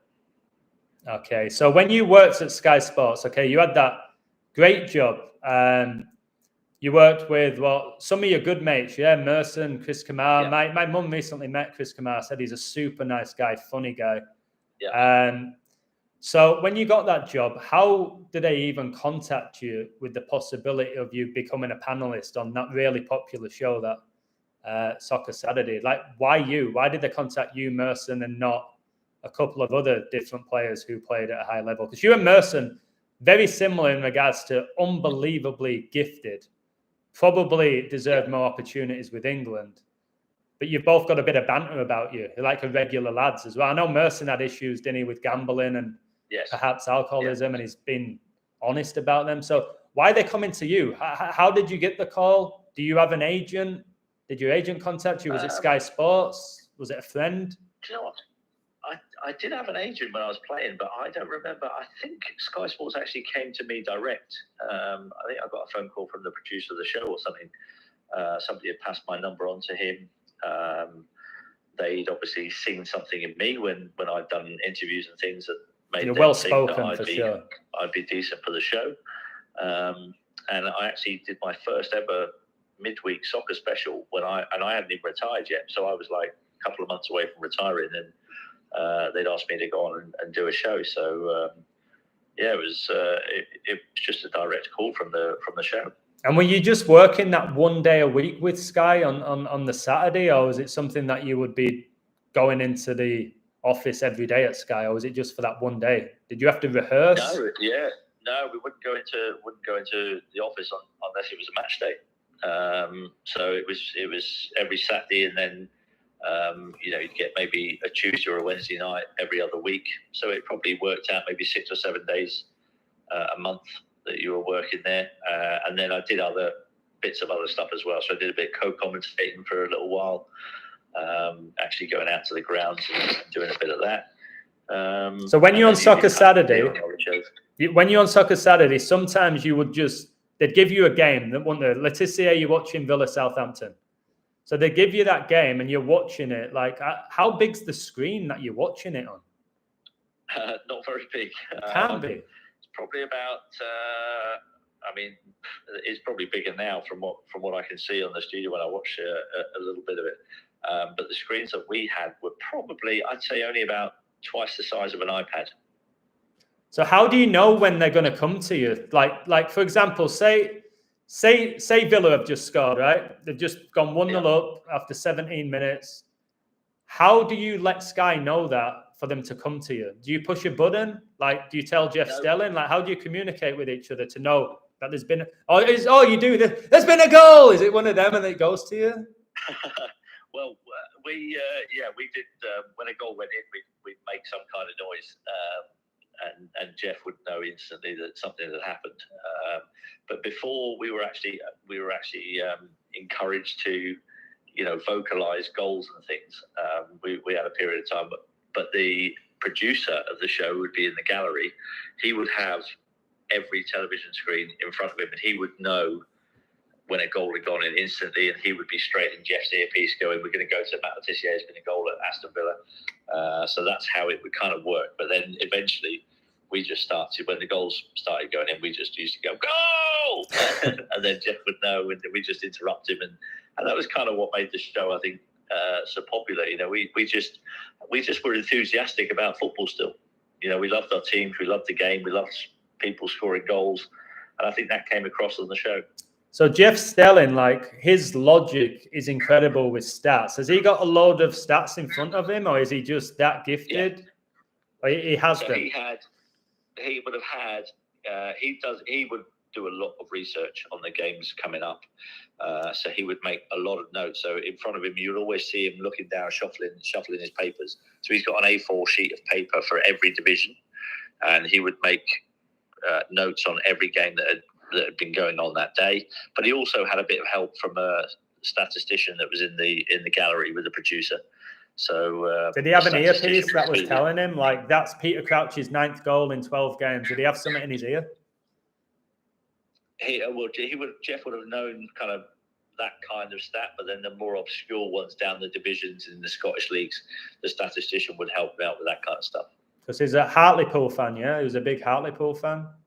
He is. He's a Hartlepool. He owns 20% of the club, I think. I didn't know that. I've played against their academy, and when I went, it was raining. It was awful, the place of Hartlepool, from what I remember. The worst place I ever played was Grimsby. It stunk of fish. Have you ever played Grimsby Town? I have played in a testimonial at Grimsby. I didn't play in an actual game there, but I have been there. Could you smell the fish or no? Yeah. Yeah, it's absolutely wild. So are you back living in Southampton now, or are you in Guernsey? Like, obviously not in London. No, I'm just outside Southampton. Just outside Southampton, and you're pretty much probably set for life, yeah? You have no reason to want to leave Southampton. Or maybe you can't say. I'm considering moving back to Guernsey at some point in my life, I think. Okay. Did you ever get any foreign clubs coming for you, like outside of England? I had a couple of French clubs that showed a bit of interest. But no, you had no interest in them? Monaco, I think when I was 21, about the same time Spurs showed interest. Monaco? There's a lot of money there. Maybe not with the club, but the actual place of Monaco is full of millionaires, isn't it? Yeah, it is that. And then I think it was Marseille. No, not Marseille. Bordeaux at the end, towards the end. They were all right back then, though, weren't they? They were a pretty decent team during the 90s, Bordeaux. Somebody's asking me this. Yeah. Somebody's asking if there's magnets in the ball. I think there isn't, but again, no. There's not magnets in the ball, is there? Like, they can't possibly believe there's magnets in the ball that are doing every single pass and strike and tackle and header and throwing. Not a chance. There's not a chance that there's... Okay, that's not a chance. That's something that somebody's just asking me.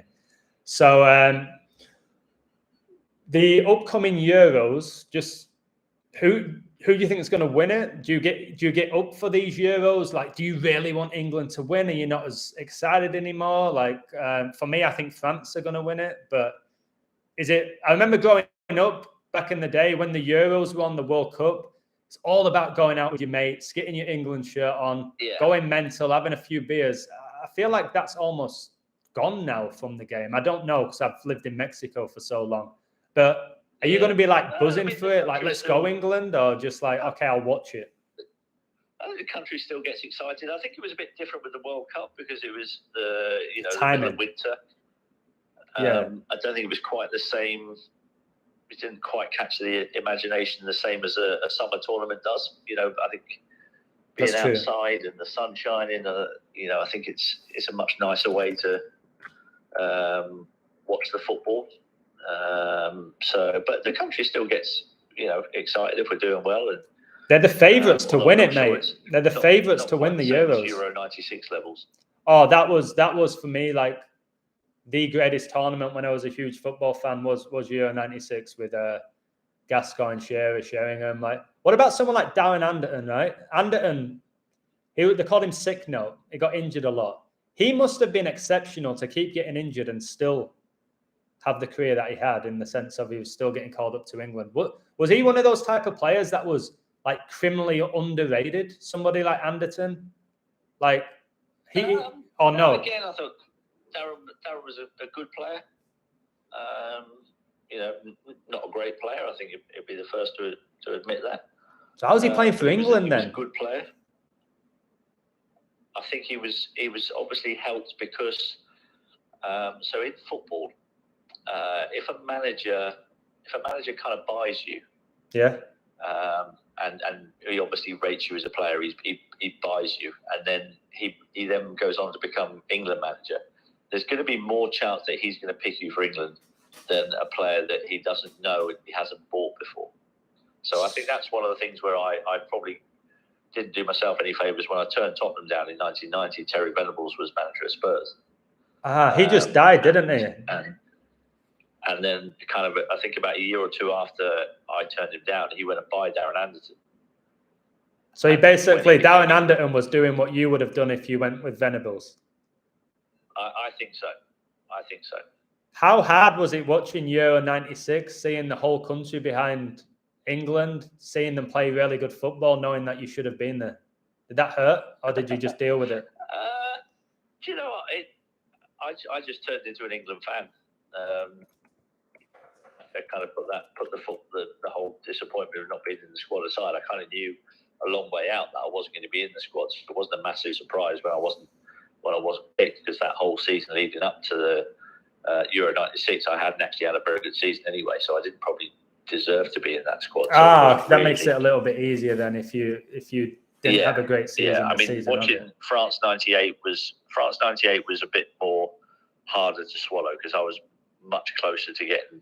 Well, I thought I was closer to getting in the squad at France '98 than I was Euro '96. So yeah, that was another great tournament. We got knocked out by Argentina. Michael Owen scored the goal of his life. Like that Beckham sending off, do you think that was organic, or was he told to hit out at Simeone? It all seemed a little bit staged, or was it just he was frustrated? The referee was a bit harsh on Beckham. I think it was a bit of petulance, and I think the referee overreacted. There's no way that would be a red card in any football match today. It can't be. Yeah, it can't be. Like it's outrageous. There was no way it was done with any intent to really hurt the player. You couldn't.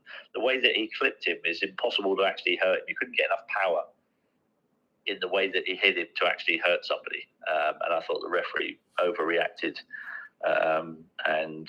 But again, we had a perfectly good goal disallowed that would have won that game as well, even when we had 10 men. Was that Sol Campbell? Sol Campbell. Yeah. They called him Judas, didn't they? Because he said he'd never leave Spurs and he went to Arsenal. Yeah.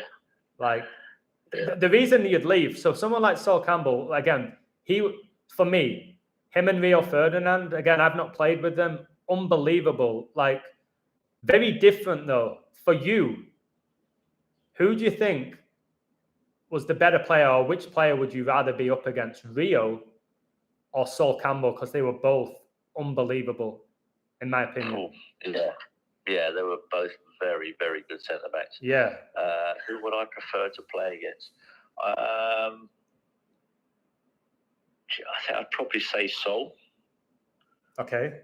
Rio was just like a Rolls Royce, wasn't he? He had everything. Yeah, he was an absolute Rolls Royce, and I think. If I look back at my career, I scored a few against Spurs when Sol was playing, but I don't remember scoring too many against Man United when Rio was playing. I'll ask you this then, again, pretty controversial. Rio Ferdinand, we can both say, unbelievable. One of the best centre-halves probably to ever play the game in history. How he was that good. Do you think his brother Anton Ferdinand got to the Premier League because of his contacts with Rio and Les, or because he deserved it? Or a combination again? So I didn't rate Anton Ferdinand. I mean, he wasn't Rio Ferdinand. Anton wasn't. Yeah, Anton was a kind of run-of-the-mill centre back. Yeah, not. I don't think he's a particularly great player. I don't want to be disrespectful because. No, it's fine. You can have opinions as a footballer. You're not being like disrespectful. You've just got to be honest. Like you said, Rio was great. Absolutely. Anton not as good. I mean, Anton wasn't in Rio's stratosphere at all. It wasn't. He was a run-of-the-mill centre back who, if he'd have spent his entire career playing in the Championship or League One, you wouldn't have batted an eyelid. Really. That's what I'm saying. Anton Ferdinand got to the Premier League because of Rio, but he's still a footballer. He's still very talented, unbelievably athletic, a good defender, but he ain't getting in the Premier League without his brother. That's how I see it. But again, we'll never know these things. That's the beauty of football. A lot of it is opinion. You just need one manager who gets a job at the right time, who likes you as a player. Can you think of, like, I should know this off the top of my head with my knowledge, but can you think of that where there's a player that's always followed his coach? I know there's a handful of them, and I should know this. A player that has always followed his coach. Do you remember Matic? Matic would follow Mourinho. I think he went to Roma. He's been at Chelsea, Man U, Roma. He always went where Mourinho was. So Mourinho loved Matic for whatever reason. He was a good player, to be fair. Still is. So can you think of any? We had a guy at Southampton called Paul Telfer. Oh, yeah. He's at Coventry as well. Had him at Coventry. He brought him to Southampton. Celtic. And then when Gordon Strachan went to Celtic, he took him to Celtic as well, and he ended up playing Champions League. Yeah, so there is that. You it's not necessarily corrupt. It's just like this coach likes that player. I want him on my team. Absolutely. So there's definitely that element of that there is. That goes on at semi-pro level, mate, because semi-pro coaches, they move a lot more than pro coaches. They're always on the move at semi-pro. And for example, I lived in Yorkshire. Maybe the coach is at Guiseley, then he goes to Farsley Celtic, then he's at Harrogate Town, then he goes to York. The players would follow him. A couple of them would always follow where he went. So it's going on at that level as well. And I know that's not corrupt. I've got friends that have played there. I've played there. So yeah, okay, that's interesting. I just wanted to really reveal that there is corruption in sports, but it's not everybody. There's corruption in every walk of life at different levels. Yeah. Same with Hollywood. I think in A-listers, they're all completely corrupt, and they're not necessarily working for the devil deliberately, but I think they are obliviously at that level. So, and again, the actors in Emmerdale, Hollyoaks, EastEnders, they're just probably getting half decent money doing a job that they love. Like, it's not that corrupt. So again, going back to the celebrations, because I rarely study them. Why are so many of them doing this finger up and finger down? I could send you 1,000 images of different players all around the world. Like, they all seem to be doing the same celebrations, or they're covering one eye, or they're putting up a 666. Do you think they know they're doing it? Or do you think there's something literally that's possibly taken over their body at this point? Like, not throughout history. I'm talking the last couple of years, because they do these same celebrations, and I don't even know they know what they represent. So what do you think about that with the celebrations? Like, so many doing the same ones.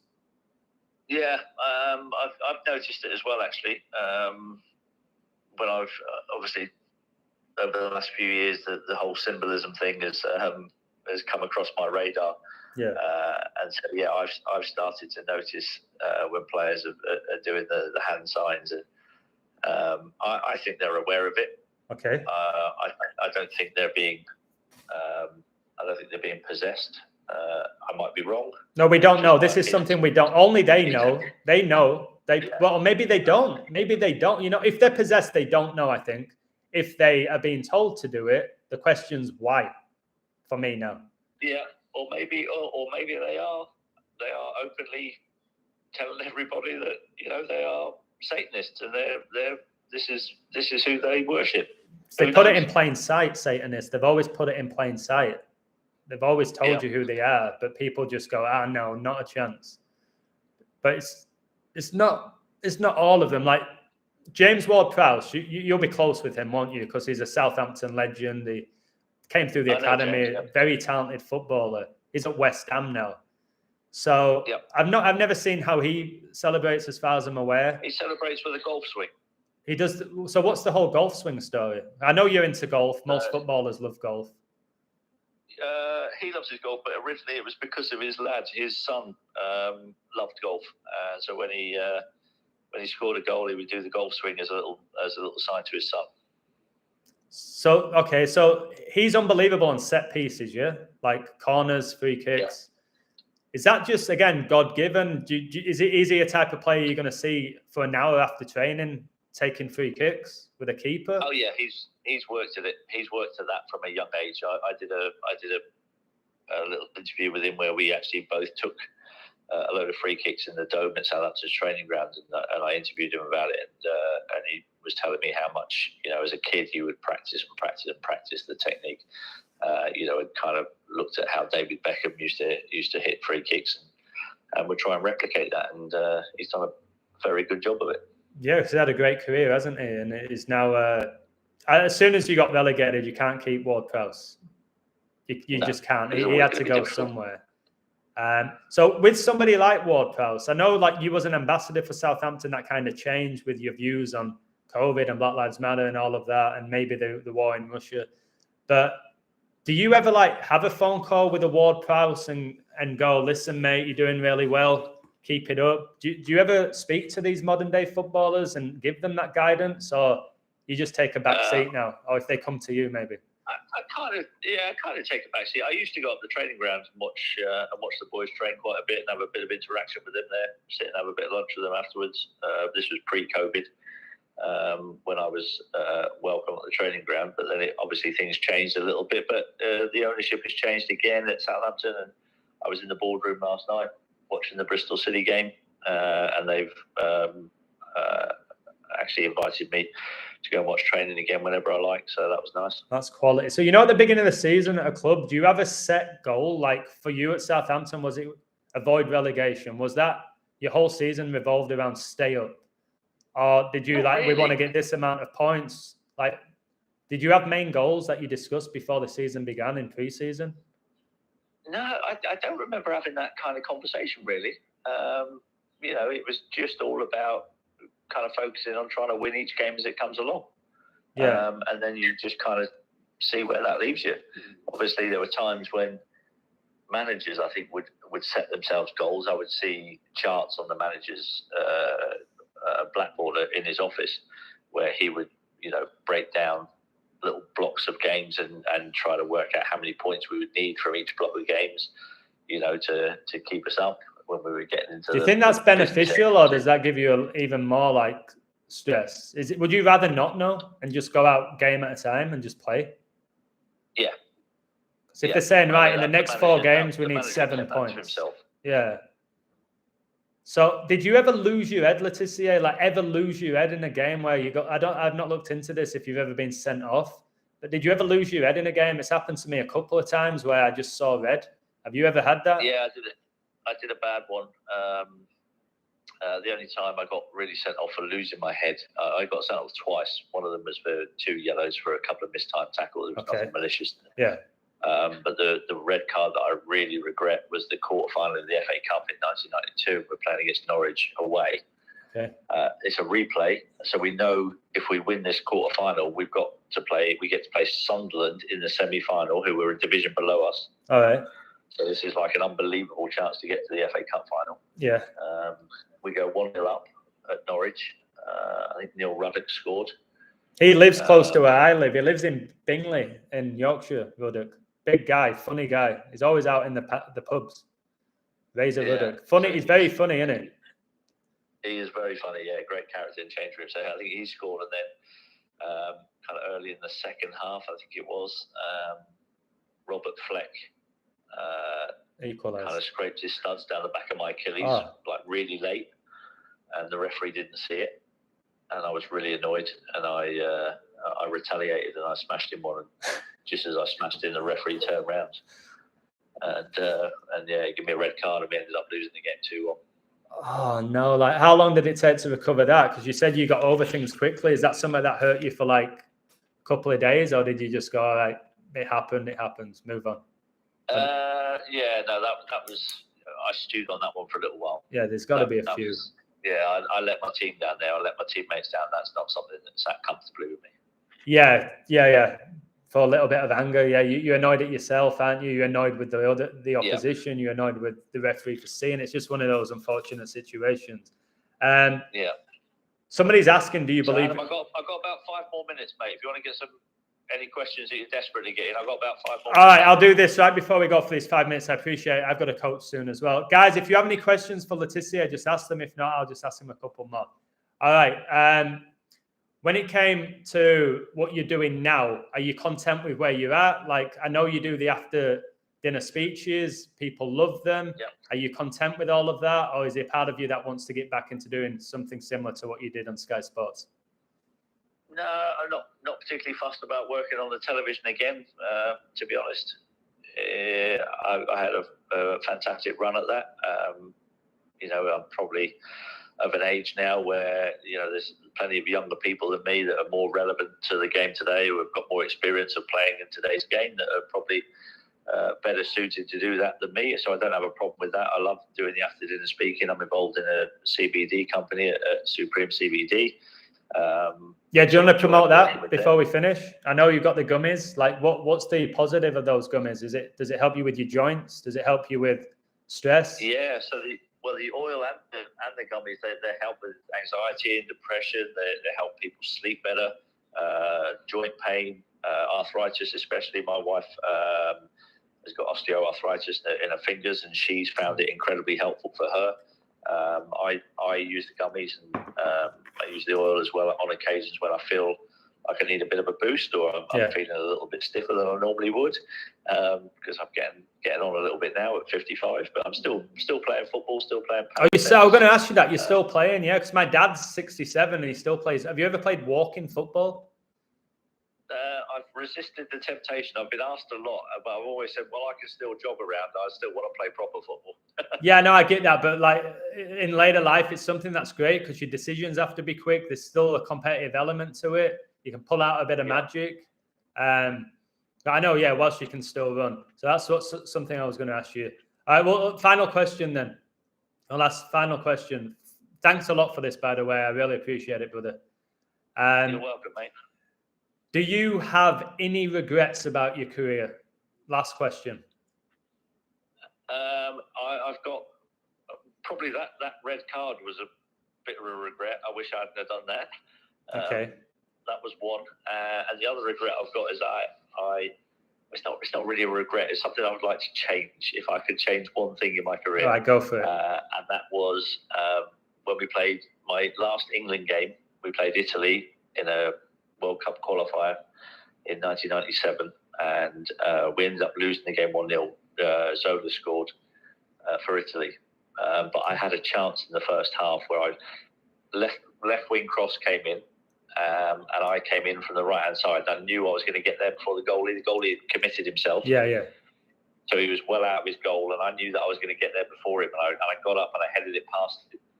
And the goal was gaping, really. And it went about 6 inches wide of the post. Oh, no. And I was like, oh, my God, that chance now. I look back at that and think, had that gone in, I think I would probably have gone to the 98 World Cup. Oh, my word, 6 inches. Yeah, and that's the fine margins that you work in with professional sport. Wow. Okay. Well, let's leave it on that, mate. That's crazy. Yeah. So you achieved your dream. You played for England. You played in the Premier League. You got an amazing wife, amazing house. You're settled. You've been a great pundit. You've inspired loads of people. People even call you Ligod. I'm sure you're probably not that happy with that, or maybe it doesn't impact you. It's not something that goes to your head. But you've just shown me here that there's an organic element to this. You had a great gift, and you, like I said, you achieved your dreams. And thank you for sharing this with a guy who you don't really know much about, but you've trusted me and you've come on my live stream and you answered every single question. So hopefully the people who watch this can now look at the game a bit differently. Yes, there's corruption, but my word, there's an organic element. There really is an organic element to everything. There's definitely a bit of both, mate. Definitely a bit of both. It's a bit of both. Perfect. Well, cheers, Tissier. I'll hopefully speak to you soon, and take care. God bless you, and have a great night. Thank you. All the best, mate. Cheers, bro. Bye. Bye. All right. Thank you very much for watching. If I didn't answer any of the questions you asked me, I apologize. I haven't really been looking at the chat. And if I didn't ask Tissier the questions you wanted me to ask, once again, I apologize. I just wanted it to be an organic chat where it just flowed rather than me reading from a screen like 20 questions, 30 questions. So again, you guys can have your own take on me, on Adam, the illusion, on Tissier, on the Premier League, on professional sports, on Satan, on God. You're all entitled to your opinion. God gave you free will. So how I stand on it, there is corruption in the game. There's corruption in all forms of life. There's organic elements to it. All right. Again, back in the day, if you would have told me Tissier's first goals were against the Red Devils for the Saints and he scored the last ever goal at the Dell for his boyhood club, I would have told you a few months ago he's sold out. But I've come to the conclusion, man's not behind it. So who's he selling out to? They're not all going to the devil. All right? They're just not. He told you himself he was making $3,500 a week. Even now in 2023, that would be incredible, wouldn't it? If we were making $3,500 from our job. We'd be laughing. 14 grand a month. I think my brother's making that. My brother could be making that right now. Nobody's calling him out. All right?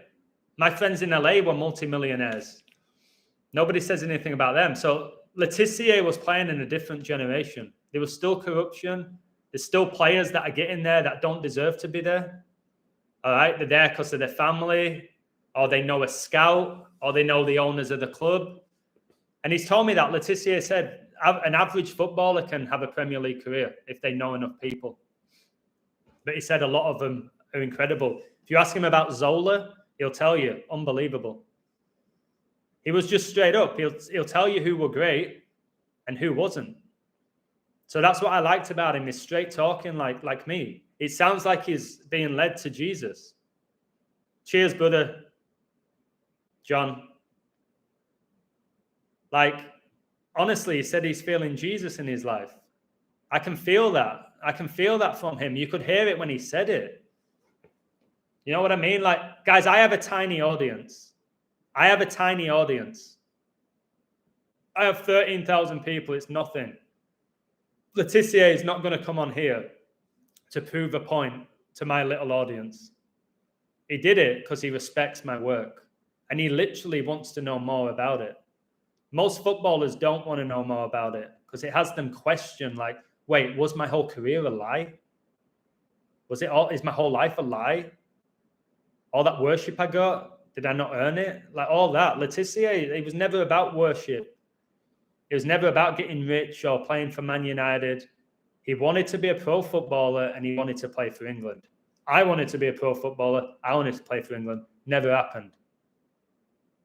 And there's millions of kids that wanted to be a pro footballer and play for their country, and it never happened. Doesn't mean they're not talented players. I know I'm incredibly talented. I tell you that. It just didn't work out, and I'm okay with that. So I'm really grateful that my brother John watched this. So my brother John, again, a super intelligent guy. He really is. And he's funny and he's nice. He's just a bit of a dick. So am I. He told me it's not the Jesuits. He told me it's not this. And I was like, oh, you don't know, John. You don't have a clue. It was like, Ads, trust me. So what I said about the layers of a cake, I think me and John are the same layers, different layers of a cake. It's still the same cake.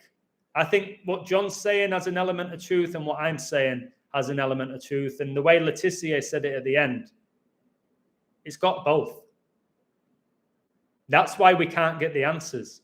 If you're all in on one thing like I have been, at the beginning, it's the Jesuits. It's Masons. All right? Then I was all in on black magic. All right? Then I was all in on the fact that it's this organic code. So I don't know. I do the code. I believe we live in a coded reality. 1,000%. I think I've done a better job than anyone in the planet, honestly, of showing that over 3 years. And I'm not afraid to say that. But I don't know who's coding it. I believe it's God's code that the devil's infiltrated and man is playing out the code. And 99% of man is not aware of the code. Like Tissier said at the beginning, there wasn't one player that talked about gematria, numerology, date durations, triangular numbers, biblical prophecy. They're just playing football, man. He can't tell you now he's not in the changing rooms with him in 2023. But for me, like I said, these footballers, they'd say to the wives, all right, love, I'm going to work. It's the job. My mate Simon, when he played for Bradford City, it never went to his head. He was going to work. He was going to train. No different to a personal trainer in a gym.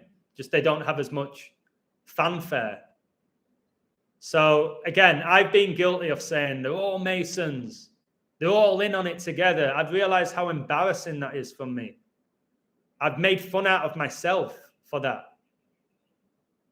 They can't all know. Like I said, watch Tissier's top 10 goals. Just watch them and tell me that he's following a script to score those goals. You can say it's demonic possession, all right? A lot of you are saying, Tissier, he's in the club. He played 16 years in the top flight. If he's in the club and it's all Masonic, tell me how he scored those goals. Come on, guys. And like he said, the timing of the goals. The devil, you know what he said at the beginning as well? He said, politics have made the way into professional football. Politics is something nobody wanted to talk about. Football is everything. People love it. It's the most watched played sport in the world. So they brought politics into the beautiful game. Satan infiltrates everything. It's Satan. It's not Freemasons or the elite. It's Satan who infiltrates the elite. All right? This is spiritual. I didn't know that for as long as I did because I didn't believe in God. I didn't know the word of God. I wasn't reborn in Jesus Christ. So I was living in the flesh. So I was pointing fingers at everybody. You know what I mean? People would say, you're just jealous, Adam. I actually wasn't jealous, but there was anger in me because I often thought I was as good as them. Because everything in my life was about me. That's one of the things John probably don't like about me. Because of my ego and everything was about me, and I was pretty delusional at times, even though I thought I was God's gift. I wasn't. I thought I was. So that can anger people. So, yeah, you get pawns to play.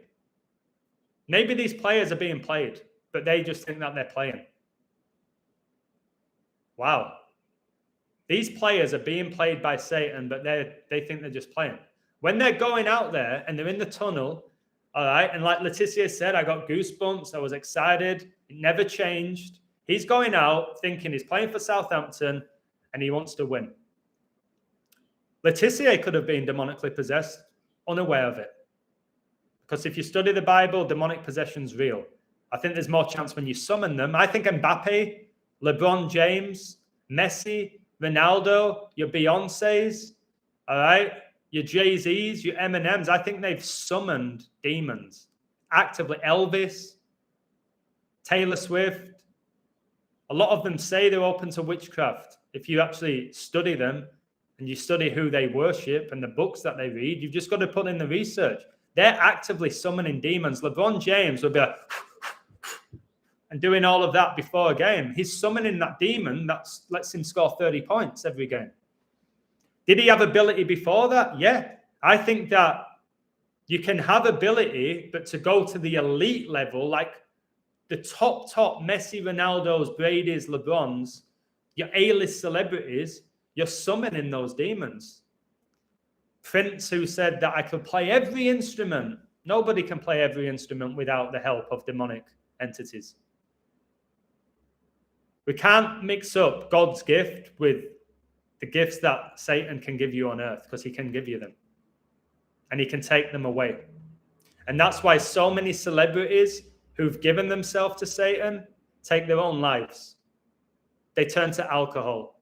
They turn to drugs. They're lost. Because these demons enter their body and they become an empty vessel. They become empty and lost. Did Tissier sound lost? Tissier sounded like a guy who didn't get carried away with himself, who didn't get greedy, all right, but he lived his dream. He stayed at Southampton because they were loyal to him. He's in the Premier League. He's banging in goals. The team's revolved around him. He's friends with everybody at the club. The fans worship him. All right. And maybe there were a few other things in between. Why that move to Chelsea didn't work. Why that move to Spurs didn't work. Maybe there's an element of destiny with it all. Why am I living in Mexico now? Why am I the illusion? Why? Like, I never asked for this. People say I'm in on the club. What club? What club am I in on? Like, it's so easy to throw out accusations is my point. And I did it for 2.5 years. Sometimes I was right. Sometimes I was wrong. When I was right, I had to let everybody know about it. When I was wrong, I kept my mouth shut. It's the same with gamblers. They only tell you when they win. That's just the reality. If you've done well in an exam, you go home, you tell your parents. If you didn't, you're hoping they don't ask you how it went. It's just who we are. It's human nature. I want to thank Nathan, my best friend. He's been there from first day of my awakening, when everybody else turned their back on me pretty much and thought I was crazy. And I get it. Looking back, I can see why people thought I was crazy. I left my wife. I left this beautiful big house. I left my job. All right. Lost a load of friends. Questioned everything. Didn't get any enjoyment from anything anymore other than coding. So they thought I lost my mind. But all of that's led me to Jesus Christ and eternal salvation, in my opinion. So the journey is amazing. Letissier's journey has been amazing. And that's just all of our lives, guys. We all have a story, and it's different, and it's beautiful, and it's also like tragic in many ways, but that's life, isn't it? Life is that. It's a combination of that beauty and tragedy. And if everything was so great, that wouldn't be fun. If everything was toxic all the time, that wouldn't be fun. You need that balance. You need to lose to know what it feels like to win. It's just the reality. And yeah, was there an element of me being deluded? Yes. Do I have a great gift? Yes. Same with football. Deluded? Yes. Great gift? Yes. So it's not just straight up. Like, there's levels, guys. There's levels to it all. Okay? You don't know everything. Only God knows everything. You might think you do, but you don't. I've come to that conclusion with me. That's why now I'm up for talking to a Tissier. I'm thinking I know about his whole life and career, and I've never spoken to him. Who am I? Who am I to call out these people? But now I'll call them out. If I see Taylor Swift doing witchcraft and she's saying this, that, and the other, and she's going against the Bible, I'll call her out for that. I'll call out the act more than the person. You heard Tissier he gave me 2 hours of his time. This is a guy who doesn't know me, who scored over 100 Premier League goals. Speaking to me. Guy that he's never met. Didn't have to do it. I didn't pay him. All right? Nobody brought us together other than God. I hope now you heard him talk and it somewhat made you a little bit more open-minded to this world and to professional sports and entertainment in general. It's not all satanic. I just thought it was because I was so obsessed with the devil. I took my eye off Jesus and the beautiful world that we live in. I was so focused on the darkness of the world. Not that I was depressed, but I just wanted to expose the darkness and Satan, that I forgot what the light was, that there is light. My best friend Nathan, my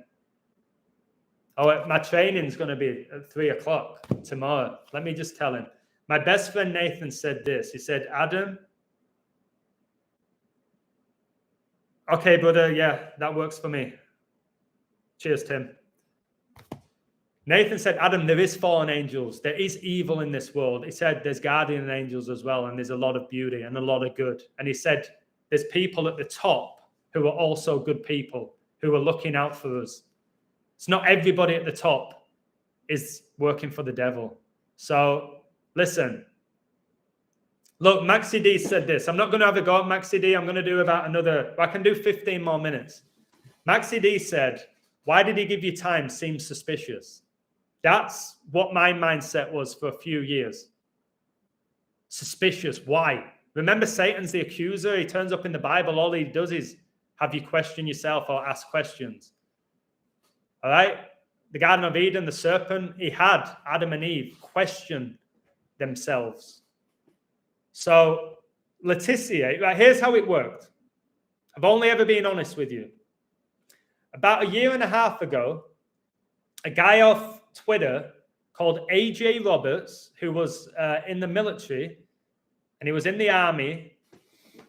He has his own podcast. I didn't know who he was. Never heard of the guy. Why would I? He's heard of me. My work gets spread. Some people like my work. Check out The Illusion. This guy's mind-blowing. Most people go, no, he isn't. He's talk shit. I get that. But if you attach to my work, you think I'm a genius. He did. He thought, who is this guy? I want to interview him. He contacted me, hey, Illusion, it's AJ. I've got a podcast. I'd like to have you on. I want to know more about gematria and numerology and the code. And I'm open. I was like, all right, okay. I didn't do it because I wanted subscribers or likes. I was like, all right, I'll do it. Turns out he's friends with Tissier. I didn't know he was friends with Tissier. AJ has done the podcast. He's sent it to Tissier. Tissier's gone, all right, I'll listen to this, mate. And he's gone, wow, this guy, wow, who is he? And Tissier was following me on Twitter for a year and a half. I didn't even know he was following me. I didn't know Tissier was following me. He was. I wasn't following him. The only reason I was able to go back and forth with him is he said, Illusion, you're not following me. Because we had to follow each other to message each other. And I actually called him out. If you go on it, he might not be there now. I called out Tissier. And he was kind of like, Adam, why are you doing this? Like, what's the end goal? What's your point? I was like, Tissier, like, what's your purpose? Like, why are you obsessing over COVID? Like, people have already made the decision on it. And then he gave me his reasons. I was like, okay, that makes sense. And I was still going at him because I had the whole high and mighty, like, there's no way you can play in the Premier League and you're controlled opposition. And he was like, no, I'm not. And then I said to him, he told me, I really like your work. I said, all right, I'll send you my books. I'd love your opinion. And I said, what's your email? And he said, well, let's message via Twitter, but you need to follow me. He didn't want to give his email out to his 750,000 subs. And you might say that's incredible. And it is. But guys, he was one of the best players ever in the Premier League. Technically, he was one of the greatest footballers of our generation. Now, look how many subs like Ronaldo has, or how many followers Ronaldo has. There's levels to it. So, no, Maxi D, there's no coincidences in the world. I don't believe coincidences exist. I don't believe anything's random anymore. How did I get his number? Through Twitter. I said, can we set, let me read it. Let me read it. Let me go on Twitter and see how this conversation went. I'll read it word for word. This is Tissier, the first message. Thanks very much. I'm fascinated by your work. My email is Do you need my home address? Because he thought I was going to send him the books to his house. I said, my pleasure, mate. I only need your email address as my books are PDFs. What I'll do is send you one book, and if you like it, I'll send you the rest. I have zero issue with you, and it should be refreshing to me what you're doing, but I sometimes question everything too deeply. And I said, I sent you 2 books. Please let me know your thoughts whenever you can. He said, thanks, I will do. I also sometimes question everything too deeply, so I fully understand. I said, cheers, mate. Have a blessed day, and maybe one day we can have a call. I have revealed so much, but still so many things unanswered. I sat down with a pro MLB player, and he wanted to know about the code as he had no idea. I blew his mind, but he said he can't say anything to any of the players as he'd lose his contract. And I did. I sat down with an MLB player, a pitcher for the Padres, all right, for over an hour, face to face. I'm not going to go into it, but I did. And he said, sure, I'd be up for a call. Sounds good, mate. Mobile or Zoom, whatever works for you. He said, mobile is fine. I'm on. And he gave me his number. I said, cheers, I will call you later today or tomorrow. Let me know what's best. Cheers. And he said, tomorrow after 5 will be good. And then he said 5 p.m. with a smiley face, not a.m. I said, sounds good, mate. Cheers. And I'll speak to you tomorrow. Enjoy the rest of your night. You too. Done. That's it. Because he's just a regular guy who had an incredible talent. Is that not organic? It was me who asked for the call. I said, let's set up a call. I never asked him on YouTube. I wanted to speak to Tissier for me. I wanted to get over myself. And like a lot of my friends said, ads, you've got nothing to lose. And you can ask Greza, Nathan. I said, I can do this. I can call these people. Just do it. You've got nothing to lose. I said, I'm not doing it. I don't feel like doing it. And then that day, last week, I felt right. We spoke for 2 hours. We could have spoke for 20 hours, just like today. He had to go off. I've got a coach, but now that's been changed till tomorrow at 3 o'clock, it turns out. He's saying, look, the parent of the kid is saying this. They are doing road work in San Jose, and it's an art walk. Excellent. Traffic at 6 will be off the charts. All right, it works out well. I'll make sure I'm there tomorrow, mate, at 3 o'clock. There'll be no traffic then. Cheers. So what I'm saying is, if Tissier has a big house, right? I'm sure he probably has a beautiful house in Southampton. You'll say, well, look at him. He's got this giant house and he's made all this money. Tissier still has to work. He still has to work, guys. He's not just doing those after dinner speeches because he enjoys them. Still got to make money. He wasn't getting 100 grand, 300 grand, whatever these players are supposedly getting. I don't believe they're getting it. To be honest, I don't. I've said that from day one. I said they're not getting 200 grand a week. They're not. That's just to make you worship them more. Okay? Or have kids really want to make it to the top because they want to make that money. And then a lot of parents wanted the kids to make it to the top so they'd be financially secure. Back when Tissier were playing, he wasn't able to like make all that money and then, okay, I'm going to look after all my family. What, 3.5 grand a week? The highest he got? Do you know what I mean? It's changed. He knows it's changed. He knows the game has changed. Tissier has made a decent amount of money as a footballer. He's not a multi-millionaire. That's why when I asked him at the end, right, it was kind of a test. I said, do you have any regrets? Didn't I? I said, do you have any regrets? He said, the sending off when Southampton could have made it to an FA Cup final. That was a regret, and that opportunity missed against Italy. And honestly, it's those fine lines. If he scored that, the media would have bigged him up. Tissier equalizes, he probably would have got selected. But he didn't. 6 inches. Do you think he deliberately missed that header by 6 inches? Do you think that's what he was told to do? Is he that good? So I asked, do you have any regrets? And he gave me them. I'm sure a lot of those footballers from the 90s, early 2000s would have said, yeah, the money. I wish I played right now. And you couldn't say a word to them. I would have said that. There would have been other reasons. I would have had other regrets. Maybe it was I should have got a bigger move, more caps for England. But there would have been the money. I would have gone, I wish that I was playing right now in 2023. This is before my awakening. Say, I could be getting 70, 80 grand. Tissier, guys, how good he was. If he was playing in the modern era, he'd be on 200 grand a week. Give me a woo if you agree. Tissier right now would be on 200 grand a week in the modern market. And he'd be going for 100 million in his prime, 150 million. And he never got a big move. So he never saw any of that money from the transfer fee. He never got the move. He stayed loyal. And again, is there destiny to that? Was he scripted by the Masons to spend his career at Southampton? Why? Ask yourself why. Why was his script to stay at Southampton his whole career and not win a trophy? He never won a trophy, as far as I'm aware. If he went to United, he would have won tons of trophies. Would he have started? Is there more corruption in the bigger clubs? Yeah, I think so. That's why he said at England, you have to be part of Man United, Liverpool, Arsenal, Spurs, pretty much. Very rarely you get selected. It happens a bit more now, but in general, it's still the same.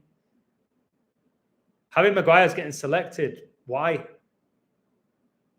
Is at Man United. If Maguire was playing at Sheffield United now on the bench, would he be starting? Would Southgate have stayed loyal if he was now at Sheffield United on the bench? No, but fans can justify it because he's at Man United. He's still at a big club. I mean that like they are a big club, but they're not what they once were. Like the 3-3 draw with Galatasaray, something not right about it. The modern games, it's not the same, guys. My brother will tell you that. Mr. Flynn will tell you that. Mr. Flynn's one of my good mates. Super guy. And he grew up with the 70s and the 80s and the 90s, and he loved the game, and he knows the game's not the same. He don't watch it anymore. He's a big Arsenal fan. If they win it, he's probably just going to expose the code rather than celebrate with his friends that Arsenal have won the league. It's changed. I don't watch any football anymore. I love football. I love to play it and coach it. I could play it all day still at 37. But I don't want to watch it anymore. I don't want to see players taking knees. I don't want to listen to the interviews. I'm not interested in VAR and them talking about it. I used to love football to watch it because, like Tissier said, it's escapism. You could have a little bet on it. You had your Super Six with your mates. I used to do it with my brother. Your fantasy football, all of that. You had your team you liked. And it was fun. It's just not fun anymore. It's not what it was. Even 3 years ago, it's not the same. Even when we had the empty stadiums, that showed you how much the game needs the fans. All right? The game needs the fans. If you remember watching those games, that was right at the end of my time of being a football fan, professional game. It's like, why are they playing with no fans because of COVID, but players are man-marking each other, spitting near each other, sharing changing rooms and showers with each other, but fans weren't allowed there, but the players were allowed to do that? That stuff, that was the type of stuff that didn't make sense to me before I knew this code. Why are they able to be playing whilst the fans can't be there? Why is George Floyd having a funeral with hundreds of people when you can't go see your grandma in a nursing home or in the hospital? Those things were happening to me, and I was like, this world is not what I thought it was. I didn't know it was Satan. I just thought it was corrupt, unjust. And it hurt me a lot. When you accept it, it is the hardest thing. When you accept that your whole life has been pretty much an illusion, all the things that you loved are not what you think they are. But again, football's incredible. It's amazing. It's changed my life. Some of my best friends are through football. I got to Los Angeles because of football. I make my living out of football. Although I've got this website as well, but I'd make my living just from my coaching. Football's brought me close to my dad, brought me close to my brother. It's probably the one thing my brother will respect of me. He knows that I can play football. He'll never, ever deny that. The game's incredible, guys. The illusion is an invert. Okay, sure he is. I'm past all of that. Say whatever you want, Jake Robert, Jake the Snake. It don't worry me anymore. Okay? I've had everything thrown at me. Deceiver, an invert, a transgender, a Satanist, a Freemason. Somebody called me a fallen angel. Somebody said that I'm AI. Somebody literally thought I was artificial intelligence. Somebody said I was a member of the royal family. Somebody said I'm just bitter because I never made it as a footballer. Now I just do all I can to expose them because I'm jealous. People said I don't live in Mexico. People said I never had this nice house in Mexico. People said I don't have a girlfriend right now. All sorts of stuff. It's fine. So call me an invert. My girlfriend knows I'm not. So that's what I'm not worried what Jake Roberts says, whoever you are. So again, I've made these type of accusations about A-list celebrities. I don't think you can compare the illusion with an A-list celebrity. There's levels to it. You know what I mean? You're not hearing about me all over the mainstream. I'm not winning awards. I'm not YouTuber of the year. I get demonetized. I get restricted. Don't make money from YouTube anymore, which is a bit unfortunate for the amount of work I put in. But again, because I still do it because I enjoy it. So Garnacho must have rehearsed that overhead kick so many times. I've seen the Everton defenders back off and give him space to pull it off. Oh no. Oh no. Let me stay calm. I've been very calm in this stream. So Mind Talk, again, I don't know who this person is. God bless you, Mind Talk. Mind Talk believes that Garnacho's goal was rehearsed. This is what he's saying, okay? He's saying that Garnacho's goal, the scissor kick, the unbelievable goal, was rehearsed. And Everton players deliberately backed off. Do you guys believe that's the case? Do you believe that they planned Garnacho's goal and rehearsed it? Are they that good? If they are, give them 500 grand a week if they can do that. So if you believe that, that's absolutely fine. I'm not going to judge you. You have your opinion. You have it. It's yours. For me, that was spiritual wickedness. I think Garnacho is one of the Satanists. I think he basically has the same demon as Ronaldo to a lesser extent. If you look at the code between them, the celebrations, how Garnacho idolizes Ronaldo. Notice the goal for Garnacho was at Goodison Park. And Ronaldo, when he did that like vampire celebration, was at Goodison Park. So again, if you believe it's organic and it was rehearsed, that's fine. That's your opinion. I was there at one point. I was there. I'm not there anymore. Can't compare Tissier with A-listers, though. I don't think you can. I don't think you can compare Tissier with Ronaldo. You might be able to do it like ability-wise, technically, statistically, but spiritually, you can't compare them. I don't think. You can if you want. So, yeah, the fact is I think the NFL and NBA is more corrupt than the Premier League. If you think about the NBA, I think the NBA is a satanic gay fraternity. I do. If you look at the NBA, there's not many players in it. There's not that many players. The NFL, they have huge rosters. Huge. Now, the NBA, that just seems sinister. I did a code yesterday. It was the Magic against the Wizards. I coded it perfectly. It's black magic. I think there's black magic. You see it more because in the NBA, the average team, I would say, I don't know this for a fact, so don't take my word for it. I say the average team scoring 100 points a game.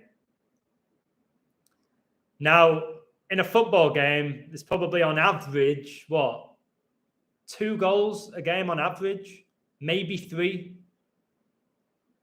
In the NBA, you're getting points scored left, right, and center. The most outrageous shots, the last second shots that they're making without even looking. And then you can go, it's the Magnets, it's the Masons. Like, I think it's not. Or maybe it's a combination of so many things. You know what I mean? It's that buffet. It's that buffet. And there's so many things at work here. For me, it's spiritual wickedness. But then there's also the natural God-given element to it. Satan can only infiltrate. I don't think he can infiltrate everything. If Satan had the power to do whatever he wanted, I tell you right now, each and every single one of us would be dead. Can I get a woo if you agree with that? If Satan had the power and dominion over the whole world, we'd all be dead. He hates us.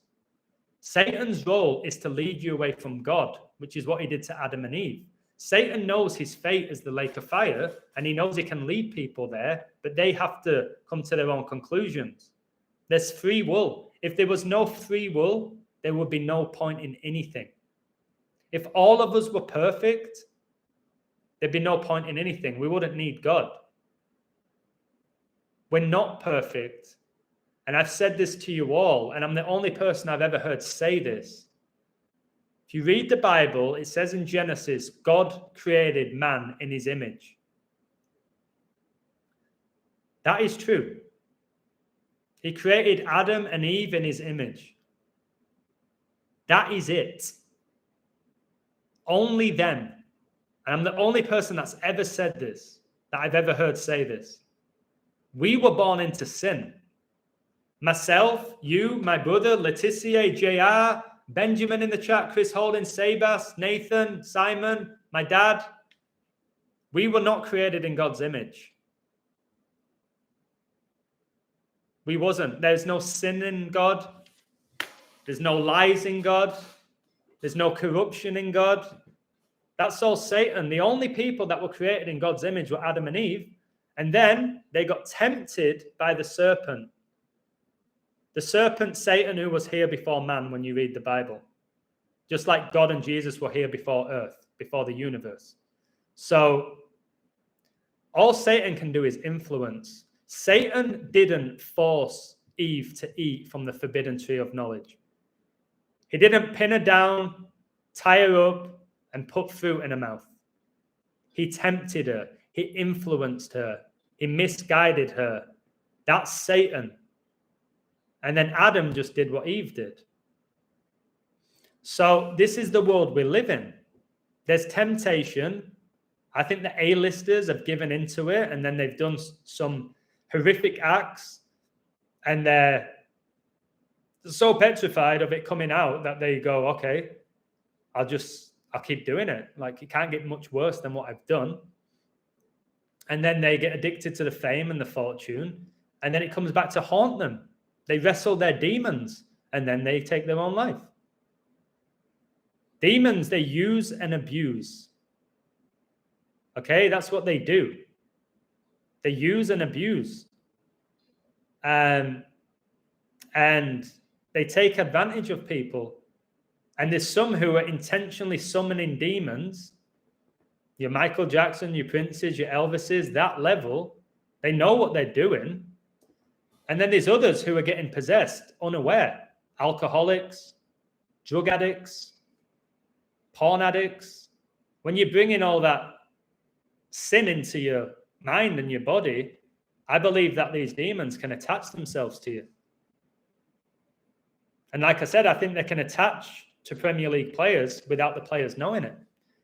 Right, I'll say this. Somebody's talking about P. Diddy. Yeah, he does black magic.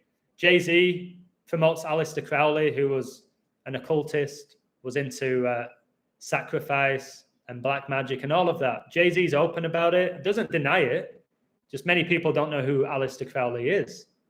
Many people don't know that the Church of Satan exists. They just don't know. I didn't know all this stuff, but crazy amounts of research and God guiding me and people assisting me along the way and this, that, and the other.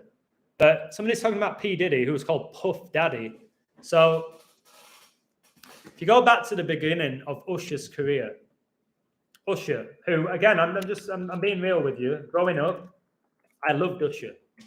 I really enjoyed Usher's music. My mate Pinder, still my good friend, he thought he was Usher. So I played football at Bradford City with a player who looked identical to Usher. Now, Usher, who's, again, in his name has the two pronouns. I don't think they get to choose their name. Do you know what I mean? I think that's the demon's alter ego. Usher, Prince, a lot of them, they don't go by the actual name. We know that. Freddie Mercury was clearly possessed and he pushed a lot of agendas, a lot. But my word, those agendas are forgotten because of how gifted he was and how talented he was. And when you hear that song and it makes you feel alive, you'll forget that Elvis Presley was a pedophile, that he was dating a 14-year-old girl, all right, when he was 20. And he was open about it. You forget all those things because his music has connected to you. It's the demons that have connected to you. The energy is about energy. Like he said, maybe manifestation is true. Tissier was like, every night for like a week, I wanted that final goal at the Dell. I wanted it. And I've done that. I've thought things and then they've happened. And then I was like, oh, I did that. There might be some divine intervention involved in it. But anyway, going back to P. Diddy, he groomed Usher. Okay? Remember, in Hollywood, guys, they get abused and then they abuse. It's an awful cycle at that level. That's why I have now, I don't want to say sympathy for them, but if they're coming through really young, that they've been abused, they've been MK Ultra'd, they've been tortured, there's witchcraft that's taken place. A lot of them will be oblivious to what they're actually doing. The parents will be fine with it because the kid's going to get rich and their ego's involved. So P. Diddy basically groomed Usher. All right, Usher dealt with that. Usher's had a phenomenal career. Now, who groomed Justin Bieber? Who groomed Justin Bieber? Usher. It was Usher who groomed Bieber. Now, Bieber's miserable. I hope and pray Justin Bieber finds Jesus Christ. I think he will. Something tells me Justin Bieber will. You can say I'm delusional, this, that, and the other. I just go off my soul. I don't think Taylor Swift's going to be saved. I don't. Something tells me about Justin Bieber. Because, again, I think his parents sold him to Hollywood, and then he got abused. Watch his video, Yummy Yum. Girl, you got that yummy, yummy, yum. That's basically talking about the elite abusing kids. I've just lost my monetization now by saying this stuff, but it is what it is. Thank you for the super chats. Again, my super chats were $3.99. You can't compare that with celebrities doing streams, getting thousands of dollars worth of super chats. There's levels to everything. He only does YouTube for super chats. It's like $4 after tax, $3. And that's not why I do it. Do you know what I mean? Levels, guys. So what I'm saying, it's very easy for all of us to just point a finger. Satanist. All right? Mason. You've got to look at a lot of it. There is organic elements, and then there's a lot like the family selling them out, and then there's others just so desperate for fame and fortune and ego that they're willing to do anything for it. Do I believe that Katy Perry was a Christian singer as a girl? Yeah. I believe she wanted to be a famous Christian singer. I do. That's where I'm at now. She realized that ain't going to happen. That doesn't sell records. That's not going to win Grammys. That's not what's going to get me famous. She got turned down, and they probably said, listen, Katy, you have a nice voice. You've got a good look, because she is kind of attractive. Again, I don't know if it's a bloke, but I was attracted to Katy Perry. So they've probably gone like this agent who's got the spirit of Satan, might not be aware of it, probably is taking part in these occult satanic rituals. And he said, all right, Katy, this ain't going to work for you. But we've got this song called I Kissed a Girl and I Liked It, which was pushing this whole gay agenda. It glorified girls kissing other girls. I loved it as a guy. I've told you, I was in the clubs. I was like, boom, Katy Perry, play that song, because I'm going to watch at least a couple of girls make out. I'm all over that. Give me a drink, play the song. Put it on repeat. I'm going to watch those beautiful girls make out. They think they're cool and liberated by doing it, but it's the spirit of Satan that's leading them to do that. So Katy Perry, sorry, talked about Tissier and all of that. I'm going off on one. If you want me to end the stream, I will end the stream, because I can talk and it can ruin my live stream. You know what I mean? This is about Tissier, not about me. So anyway, I'll do a few more minutes. That agent's probably said, all right, we'll give you this song and we'll give you a record deal. And if it does well, we'll offer you a long-term contract, or we'll release an album. Are you up for that? Now, you're Katy Perry. You wanted to be a singer. You wanted to be famous. It didn't quite work out the way you wanted, but you've got this opportunity now. Satan's gone, all right, let's get this girl. She's talented. She really wants it. Let's make her sing this song. And let's make her dress like that. And let's make her provocative. All right? And then we'll put her under MK Ultra. Then we'll have a date Russell Brand. Then we'll push this agenda with her. And then before you know it, Katy Perry's gone. That little girl, that little innocent girl, is now owned by the devil. And she might not even be aware of it. So I have this now. It's not so much of Katy Perry, you're Satanist, you deserve it, you should burn in hell mindset. It's how did she get there? How did the devil corrupt her? Is she broken? And then I've told you, I've watched a lot of interviews recently, lots, and I've looked in the eyes of these people. Top celebrities, Brad Pitt, Jennifer Aniston, all right, Angelina Jolie. The list goes on. Taylor Swift, Michael Jackson, they're broken. They're so broken when you think they should be happier than ever. So the Bible says to love thy neighbor. I will never love Satan. He's no neighbor of mine. For anyone who's been taken in by Satan, misled by Satan, even those who are actively worshiping Satan, those who are saying, I'm on the highway to hell, and singing about it with a smile on the face. They've been misled, guys. Satan has blinded us all at one point at different levels. Those Hollywood A-listers, they're not living the life that you expect. Tissier, yes, he had this incredible career. He's got a nice house. He doesn't have 10 houses and he's driving Ferraris and he's got a villa in Monaco. He has a nice house. It's probably paid off. But he said he's 55.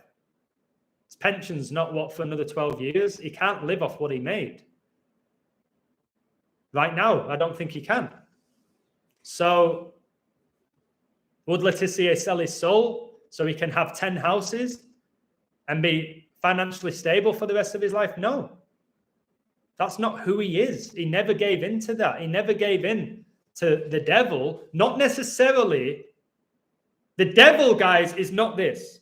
It's not a guy with a pitchfork and a tail and devil horns and red. That's nowhere in the Bible. That is man-made. That's not the devil. The devil is this: temptation, distraction, confusion, all right? Divide. That's the devil. It's not this entity that we believe it is that they've shown us in movies or in cartoons. That's not the devil. The devil is the flesh and blood of the world and ignoring the spirit and ignoring Jesus.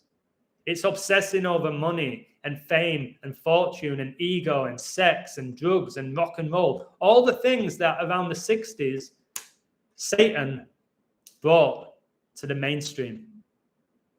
And then we loved it because there's pleasure in sin and it's fun. Okay? Walking a righteous life is very difficult. Putting Jesus above yourself is very, very difficult. Studying the Word of God can be difficult. It's not an enjoyable thing to do. 9 times out of 10, reading the Bible. I don't find it pleasurable. I find it stimulating and I feel like the Holy Spirit within me, but I don't get, yes, right, boom, I can finally sit down and read the Bible. I don't. Not that it's a chore, but it's a different level of stimulation. So I have Alto saying, I like how you've mellowed over the past year. I have, through God. What did I tell you all? Have I changed since I found the Word of God?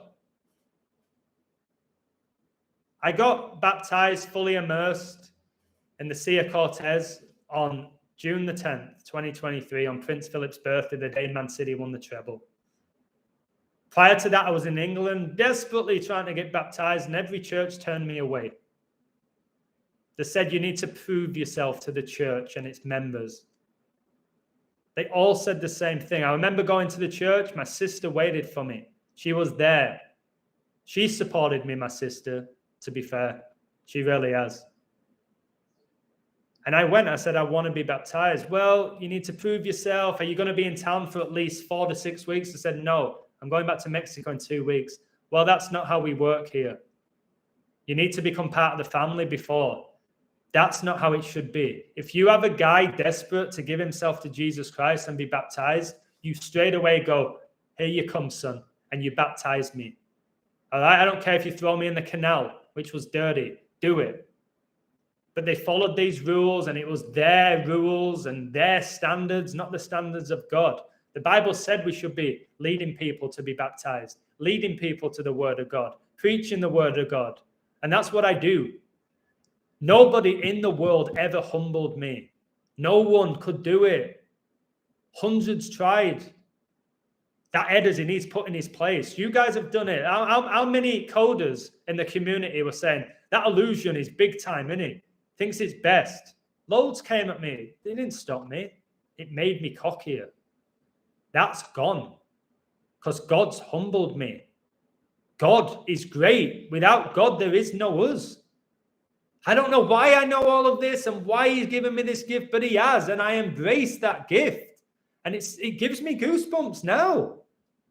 I still don't understand it, but I don't have to understand it. We'll never truly understand the mind of God. I'll never have all the answers to this world, ever. I like asking questions. I'm curious. All right? I have a gifted mind that he's given me. I know that. I know my gifts. I know my weaknesses. I know that. So, listen. I'm I'll answer a few questions. Listen, right before I go, if you have any genuine questions and you're not just calling me out or making accusations, if you have any actual questions for me, my journey, if you're interested, you might not be. I'm sure you're more interested in Tissier. I would be in your situation. If you have any questions for me, come for it. As long as they're not too personal, ask me. And I'll give you another 10 minutes. Let me fill my water up. I've always been open with you, and you know that, guys. I'm super organic when it comes to this stuff. I've never played you. I've never misled you. I've been arrogant and cocky. I've never played you.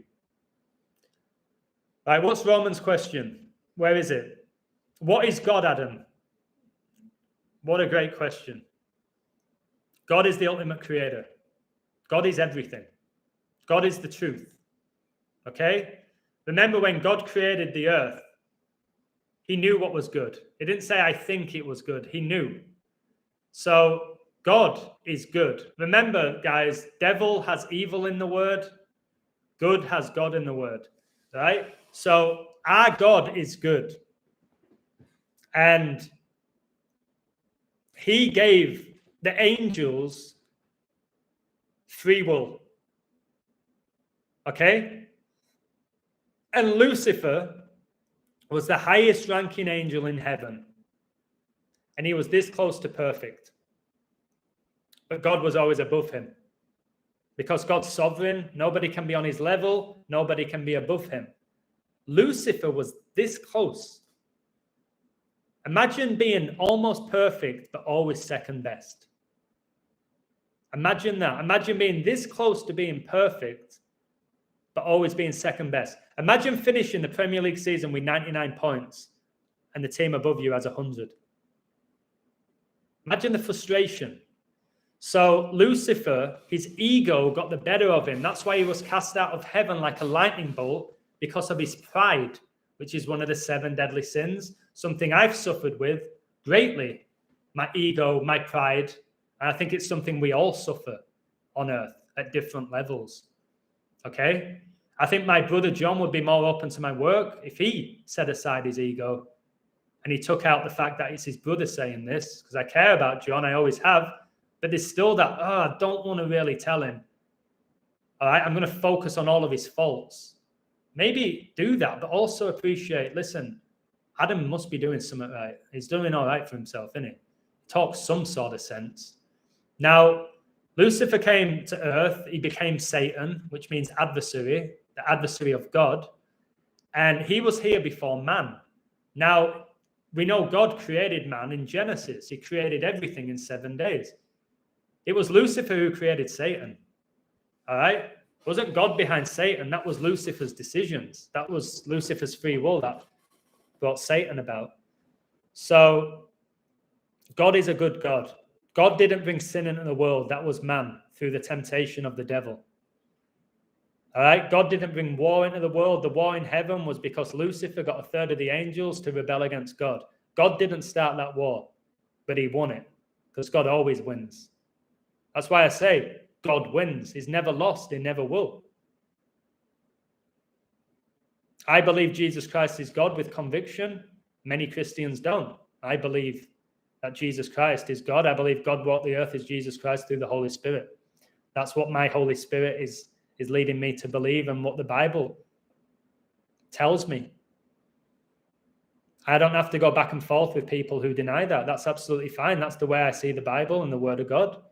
Don't have to justify my faith to man. I don't have to justify my opinions to this chat. I do it because I do it out of respect, and sometimes I enjoy it. I enjoy answering questions. I'm a teacher. I loved when kids ask me questions. I'm a coach. When the players ask me questions, why are we doing this drill? How can I get better with my left foot? I love it. I love these questions. So anything else? You read in Proverbs, amazing. Where is God? He's omnipresent. God is everywhere. That's your answer. God's everywhere. He's omnipresent. He's omnipotent. He's the Alpha and Omega. He's the now, then, and forever. So he's everywhere. That's the difference. One of the many differences between God and Satan. Satan can't be everywhere at once. Satan needs his legion of demons to work for him. Satan can't get in your mind as much as God. God knows everything about you. He knows every thought. I believe Satan knows your weakness. I think he can watch you. I think the demons, remember the watchers in the Bible, in the book of Enoch, the watchers, the fallen angels who had sex with women and created Nephilim. I think demons can watch you. I think they know your weaknesses. I think they exploit your weaknesses. I believe they can somewhat influence you. Because we all have temptation that we give in. It might be alcohol, drugs, sex, porn, just making rash decisions. You know what I mean? Like, we all have sin within us because we were born into it. And we all give into temptation. Some doing it every day. Some people are going to orgies and sniffing coke and doing that every day. That's a bit different to, I don't know, maybe masturbating, to being taking part in an orgy. There's levels, but you're still committing a sin. So just know that you're a sinner. We all are, and you will be forever on earth until you're in heaven. You will sin. So I'm not high and mighty. I'm not a Christian who's now got all the answers and I'm pure. I'm not pure. I'm just more aware of my sin. Can I get a woo? Give me a woo. My eyes, look how tired I look. I'm just more aware of my sin. I wasn't before. I'm aware of it now. It hurts me a little bit more. I rarely take part in sin or what I believe is sin, because there's different levels. Remember, I still get accusations that you promote gambling. All you're doing is trying to exploit people and take their money. It's like, it's not. This live stream wasn't talking about gambling. I don't gamble. And then people say, well, if you don't gamble, you're a fraud. No, like, remember, keep throwing the accusations. I'll just catch them. They don't bother me because I've got nothing to hide. Tissier did the live stream. We didn't plan what we were going to say. Why? Because he ain't got anything to hide. Tissier also knows he's not perfect. What about his sending off? He lost his head. We've all lost our head. You might have lost it in a football game with your parents, with a teacher, with your wife, with your kid. We all lose our head because we have that flesh in us and that lust of the flesh. But there's the spirit which needs to take more of a front row seat, baby. Because the spiritual element has almost disappeared from England, where I grew up. Told you I was an atheist. My brother John's an atheist. Tom and George are atheists. My parents are. It's easy to be an atheist. It's a very easy way of seeing the world, to not question the world or question where you came from or where you're going. It's a very comfortable way of living. Get your head down. Just try to do the best you can in life. Nobody can ever go at me for that, eh? But there's more to life than ticking boxes, all right? It's far more to life than ticking boxes. And getting a girlfriend and going to university and getting your degree and getting the job and then getting married and having your kid and buying your house, getting your pension. That's great. You've done well within this world if you've done that. And you've had some nice holidays along the way and you've got a good group set of friends and you have some pastimes that you get pleasure from. Nothing wrong with that. You can have all of that. But you can't come above Jesus Christ. He has to come first. You can have all of that and more. But you got to know where it's coming from. It's from God. All the gifts that you have are from him. Now, maybe not in the A-list world, because I think Satan can infiltrate things. Right, let me give you an example, right?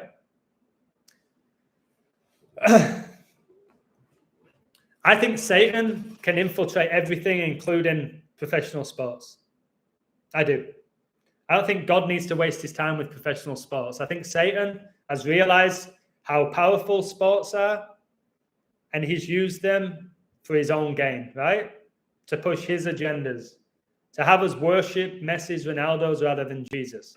So he's done that. He didn't create the sports, but he's definitely infiltrated these sports and everything, the governments, the education system. The education system should be beautiful. Should be teachers who love it. Teachers, guys, they get their degrees because they love to teach.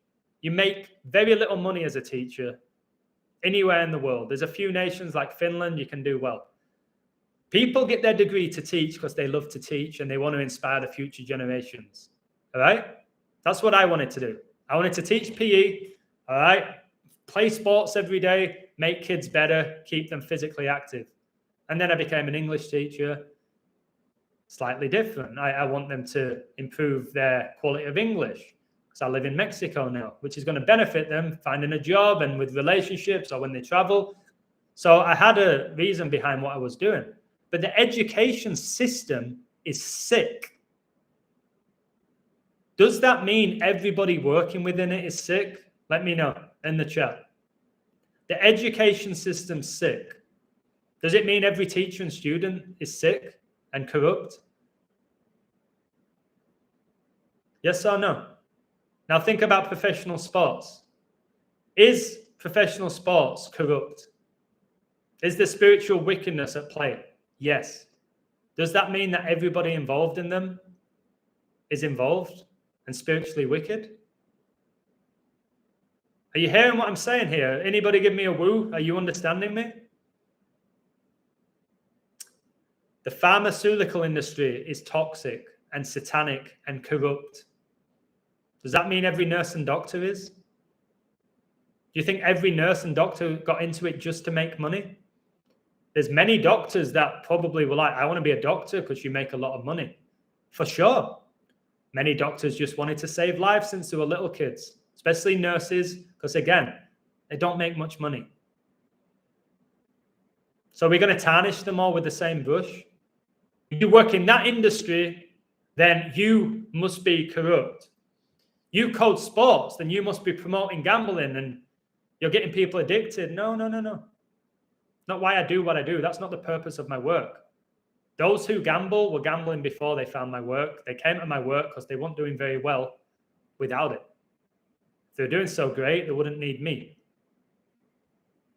Doesn't mean that I am intentionally going out of my way to lead people to gambling. No, I had a gift. All right, I can make money from this in many ways. I'll do it. Why not? It's a gift. Why not? Why not make a living from your gift or gifts? I've always done it. Teaching, coaching, coding. Why not? So 2020, did I go to church? No. I didn't start going to church till 2023. I went to a middle school. I told you it was Church of England. I don't know anything about the Bible.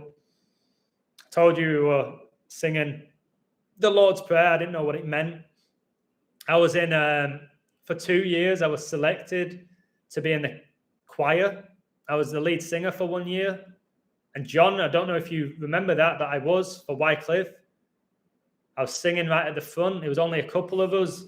Mrs. Robson, the history teacher, and she said to me, she said, Adam, you've got a lot of respect, because this is when I was playing at Bradford City. They said, why don't you become part of the choir?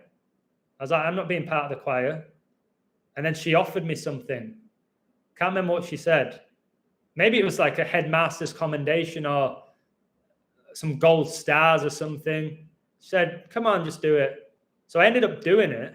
And then I convinced a couple of other lads, James Brown and another popular guy. Can't remember the other guy I convinced, but it was predominantly women, girls. I was in the choir, but it's not because I was a child of God. I didn't know who God was. But I sang in a church for the choir on Christmas. And I actually enjoyed it. And you know what I'm going to say to you right now? Is this. In my whole adult life, I've not enjoyed Christmas. As a kid, I enjoyed it. I did. I really enjoyed Christmas as a kid. About the age of 16, I wasn't interested. When I started going out on Christmas Eve to get a girl and party with my friends, with Pinder and John and Simon and Dixon, Nath, all right, I was just, from the age of 16, I was like, I'm not interested in Christmas, mainly because I woke up with a hangover every Christmas day. And then I lived in the US. It's like 30 degrees on Christmas Day, the sun's shining. I was like, this is not Christmas. And I wasn't interested in gifts and stuff as an adult. I was like, I've got my own money. I don't need people to buy me a selection box or a pair of socks or Lynx deodorant. I don't need that. Oh, thank you. Thanks for the jumper I'm never going to wear. Just that's where I was on it all. I didn't care about Christmas. But now, listen, I ain't going to hammer Christmas now. I believe it's pagan. I know for a fact Jesus Christ wasn't born on that date because the Bible doesn't tell me that. I believe it does promote the 7 deadly sins and consumption. I don't believe it's about Christmas in regards to Christ. I'm not even sure it's about family, although many people convince themselves it is. And for some, it really is purely about family. We can all get together. It's like, well, you can do that many times in a year. Why are you waiting for Christmas? So, but if you approach Christmas where, say you've got a group of 5 Christian families, right? And they go to church on Christmas and then they all eat together and they read the Bible and they preach the word, but they're still having the candy and a glass of wine, but they know what that red wine represents. They know what that bread represents, the blood of the Lamb, Jesus Christ, the bread of life. Knowing what that represents doesn't mean they can't sit down and watch Home Alone or The Grinch and exchange their gifts. But it can't be purely about that. It can't be about worshiping time off work, time off school, eating chocolate, having your turkey dinner, watching The Grinch, getting drunk, putting your bets on Boxing Day. If that's all Christmas is to you, I have an issue with it. Not that I have an issue with you because you have a choice to do whatever you want on Christmas Day. But now it's like, all right, it's Christmas. Not really into Christmas music. I ain't going to wear a Santa hat. Probably won't watch a Christmas movie. I won't watch a Christmas movie. Again, I've never really liked Christmas movies, but I ain't going to judge those who celebrate Christmas. Many will celebrate it for the family. They'll be grateful when you eat that food. Thank you, God, for this food that you put on a plate. This is delicious. Thanks to my beautiful wife who cooked this delicious meal. Thanks to my children being here to be able to consume this meal. All right, that type of stuff. And then, all right, go play your PlayStation. But don't make it about the PlayStation. Don't have your Christmas ruined because daddy didn't buy you a PlayStation. That's not Christmas. That's greed. Do you agree with me, guys? So again, I'm not just going to be one-dimensional. Christmas is satanic. It's Nimrod.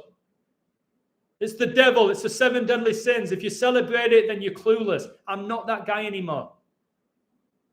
Levels. I think that's becoming my favorite word. Levels. Ask yourself, I did a live recently.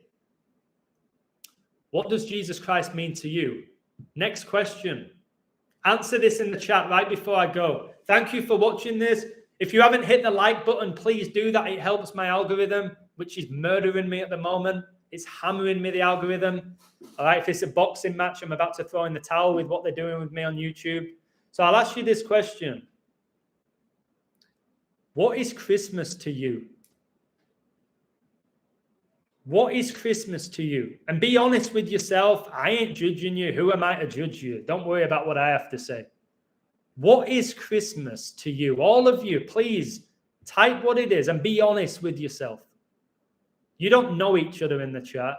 You've got nothing to be ashamed of. What does it mean to you? What is it? What does it symbolize? I never questioned what it was. It was just like, boom, not at school. Get some gifts. Chill out. Hang out with my mates. What does it mean? All right. So for Sam, it's a lie and a scam. All right. This, again, it's fine. Roman, it's nothing.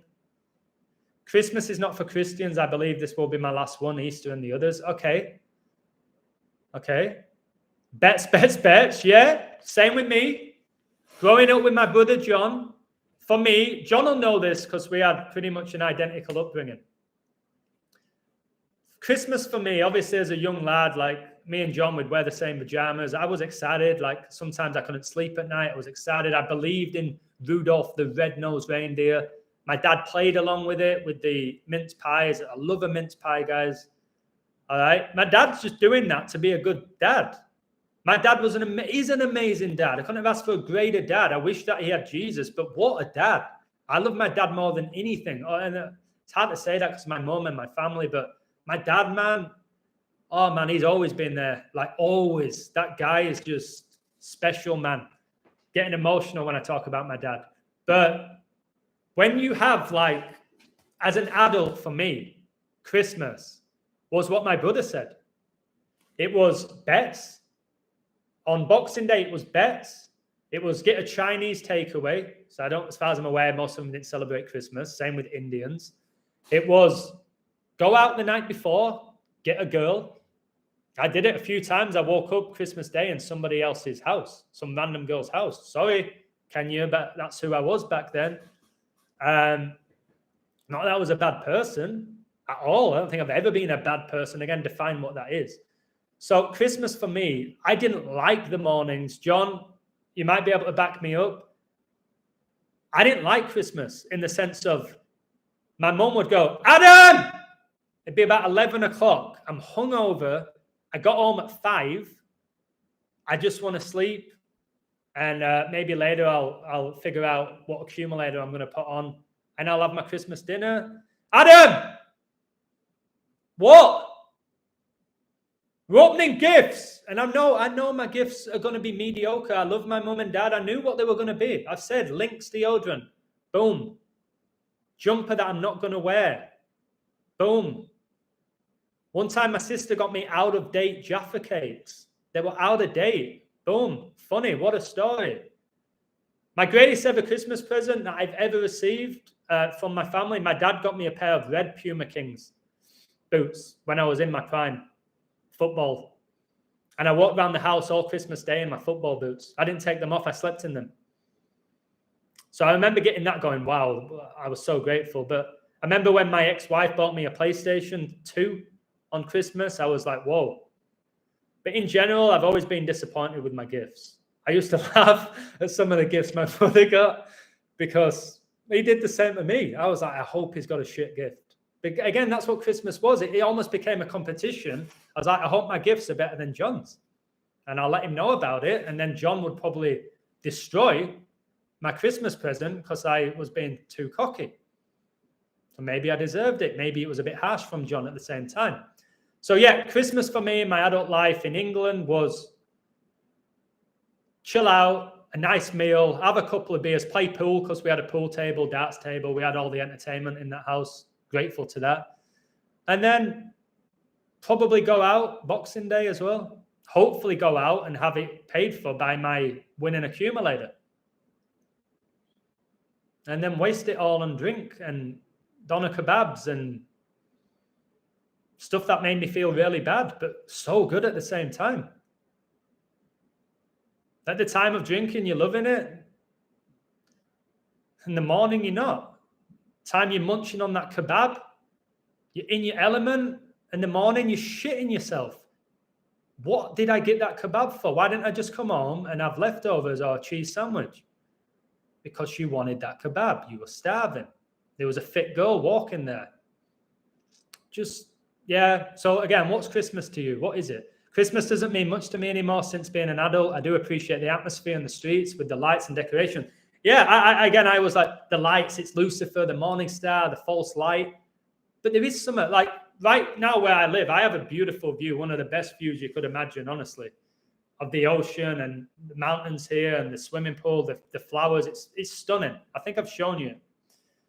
And there's a huge, huge Christmas tree with lights on it, which I can see from my balcony. It's beautiful.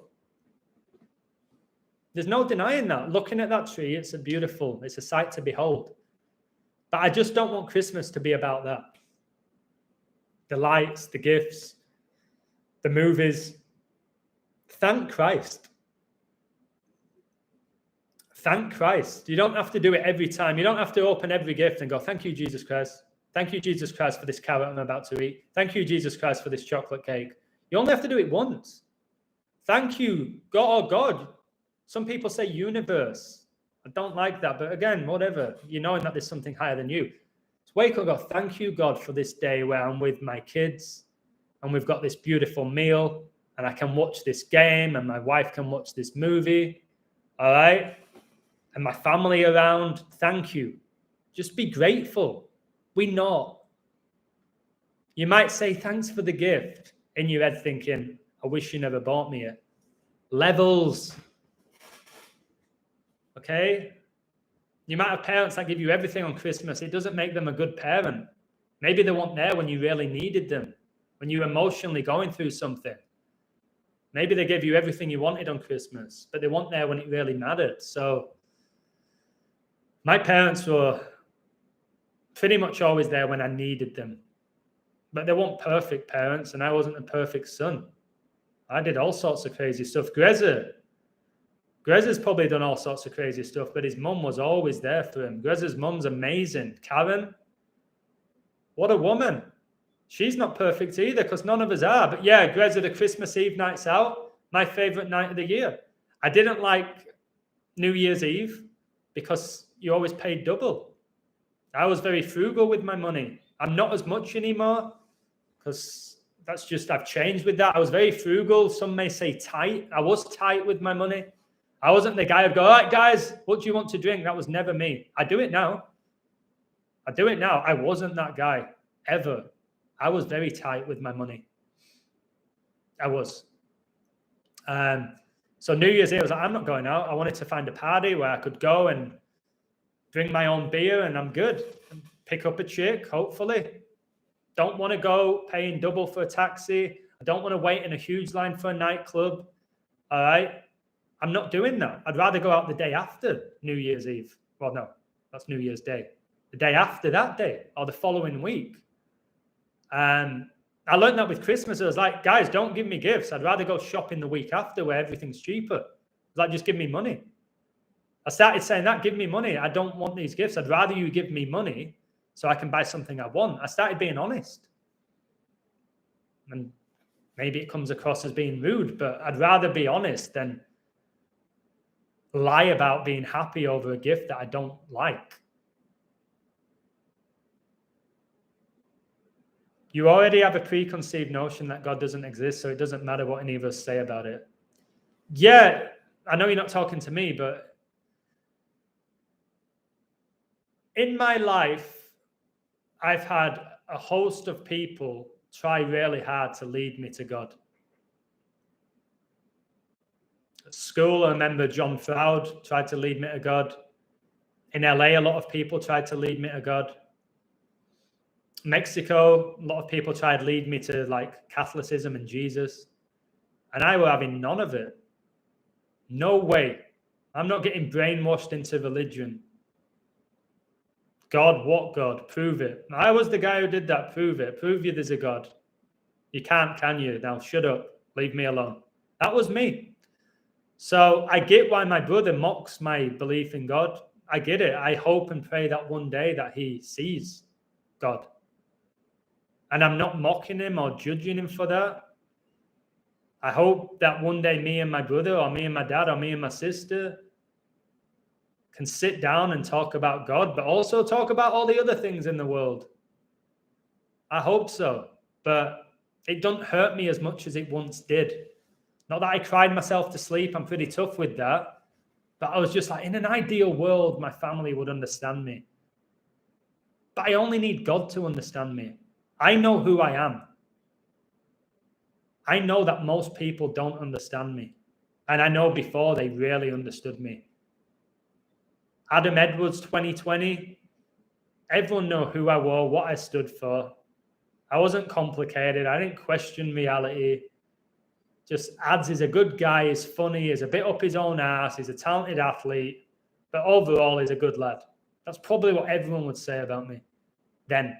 Now, you can get the biggest insults about me and some huge compliments. Like, I've never come across anyone with a mind like yours. And then other people saying, you're a fraud. You're mentally ill. You've lost your mind. It's like, it is what it is. We all have opinions, right? So I'm not saying it's all about the book. I've just told you that. I believe the Bible is the word of God, the book of life, but I'm not going to spend every second of the day reading the Bible and preaching it. Again, I'm taking my girlfriend out for a beautiful dinner tonight. I'm not going to be preaching God. I'm going to ask her how she is. I'm going to have a laugh and a joke with her. I'm going to enjoy the food that's put on the table. I will thank God in my mind more often than not. I know it makes some people feel uncomfortable. I'll tell you this last story right before I go. All right? I was in Chicago. I was coaching. Brilliant girls team. We went undefeated. And the team manager, he wasn't a coach or anything, he was a team manager. I think I've told you this story. So he would organize everything, the schedule, how we would get there, where we would go for dinner after the game, what jerseys we were going to wear. I just had to turn up and coach and make sure they won, or at least have an influence in them winning. He invited me around to his house. And I didn't know much about this guy, just that he was quiet, a nice guy. He helped me out. So we go there, and it's like, hey, Coach Adam. And Lizzie's there, the girl, and I think she had a younger brother. And then there's the guy, the dad, and then the wife. So I've gone there, like, hey, I didn't know what was going down. All right, I'll go there. I can speak to anyone, get a free dinner. I was like, I'm going to get a free dinner. I'm sure it's going to be nice. I'll get to know this guy. I'll get to know Lizzie a bit more as well. She was my left winger. Unbelievable player, but she was super quiet. Never spoke, but great player. So I'm sitting there, and then everything's getting served up after about 30 minutes of chatting away. And we sit down, and there's 5 of us. There's the dad, the mom, the 2 kids. I think I was next to the dad, and I think I was next to Lizzie either side of me. And I was like the Henry VIII. I was in the main guides, like, you know what I mean? Like the head of the table. And they were like, Coach, would you say a prayer, or would you say grace? And I remember my whole body shaked. And I'm not that type of person. My whole body shaked. I was like, I don't want to say no. They've invited me in their house. Okay, I'm going to have this delicious dinner. Don't even know how to say it. I don't believe in God. But I had that respectful side. I wasn't as like firm as I am now. Like I would have said 3 years ago, no, I'm sorry, I can't. It's not for me. I would have done that. So I was like shaking. They couldn't see it. You know, have your legs ever shaked? My legs were shaking. You couldn't barely see because my hands were on my legs. My legs were shaking. I'm like, I don't know what to say. What if I mess up? Like, I don't believe in Jesus. Like, this is going to sound so phony. And I just stopped, and at a moment I was like, yes, sure. And I can't remember what I said. But I was like, just keep it short, Adam. And I think I said, like, dear Lord, thank you for this opportunity to sit down and have this delicious meal with this amazing family. Amen. I think it was that. I didn't go deep like I do now when I close out prayers in Bible study. And I ate the meal. It was delicious. And they never brought up Jesus or God or Christianity. But knowing every time they sat down as a family, they thanked God for that food. Looking back, this guy lived in a mansion pretty much, 5-6 bedrooms, unbelievable house. And just giving thanks to God for that food, for his family. That's beautiful. Now you don't even have to thank God, all right? My brother John watching. He's got an amazing family. He's got his beautiful wife, and he has 2 great sons, Jensen and Brody, right? My brother's not into God. Becky's not into God. The kids won't be into God. My brother can just sit down every now and again and just say, guys, I'm so blessed that we have this family, that we have this house. Jensen, you're doing great at school. Brody, you did amazing today in football class. All right. Just want to say thank you to all of you. Don't even have to thank God. Maybe eventually you will. Just be grateful, all right? And know that everything you have is not all down to you. Like, my head's really hurting. So right before I go, thank you, Matt Tissier. You made this live stream. This live stream's about you and your story. And then I just added my views. So I appreciate you, mate. I don't think there's any reason to ever do it again on YouTube. I think we covered as much as we could. I'm not going to be like, let's do it again, Letizia. I got a lot of views. I think we covered what we needed to cover. Maybe going forward, you never know. Maybe Letizia tells a few of his friends, have you ever thought about this? And they go, no, I haven't. Maybe they watch my stuff. Maybe in a month I'm interviewing, I don't know, some other ex-pro. Maybe I'm not. Maybe this is the only time I ever do it. Time will tell. We'll see what God's plan is, won't we? I don't know. I go day by day. One of the things my girlfriend doesn't quite like about me, she's like, Guapo, are you going to sleep at my house tomorrow? I said, ask me tomorrow. I'm not committing right now. Where are we going for dinner? We'll see how we feel tomorrow. Maybe sushi, maybe a burger. All right? Maybe we'll go for steak. Let's just see how we both feel tomorrow. That's just how I am. When I plan my trips to England, I'm not like, I'm going to go on this date and plan 6 months in advance. I'll wake up one morning and go, I feel like I want to talk to my dad. I feel like I need to see my friends. Let me check the cost of flights to England. All right, too expensive. All right, I like that. I'm going to book a flight. That's just how I am now. Not many people can do that. It's a blessing and a curse at times. Sometimes I need a bit more structure, a bit more plan rather than always being spontaneous. But that's just, again, we're all different. There's no right or wrong when it comes to that. So Greza, love you, mate. Nathan, love you. John, love you. Sai, Pinder, my dad, if you're still here, you're probably gone as soon as Letizia went. I love you. Irina, I love you. My mum, sister, all of that. It sounds like I've just won an Oscar. But listen, I am still that Adam that you knew. I'm just a little bit more deeper in my belief system, and I have God in my life. But I'm still very much that Adam guy that you liked. That hasn't completely gone. I've just evolved, and all glory to God for that. And I still make mistakes. So feel free to call me out on them. I'm fine with it. I'm aware of them. Love you all. Take care. All of you support me. Again, there'd be no point me doing these live streams without you guys in the chat. It'd be a waste of time. I'd just be talking to a screen. So I appreciate you all. Appreciate you all on the website that let me do what I do, where I can travel to England and still make money by doing my codes and streams. Yeah, I'll do it as long as I can do it, whilst I have a voice and a platform and people care what I have to say. So cheers. Take care. Letizia, legend. What a player. Watch his top 10 goals. Just watch them. And you'll get goosebumps. Xavi said Letizia is the best player he's ever watched. Xavi. And he played with Messi. He said Letizia is the best player he's ever watched. Says it all about how good that guy was, guys. All right. Take care. Much love. 100 likes. That is so rare. And again, I won't have them without Letizia. And I won't have it without you guys hitting that like button. That was your free will to do that. Nobody made you do it. Take care. Much love. God bless you all. And thank you for watching, guys. God wins.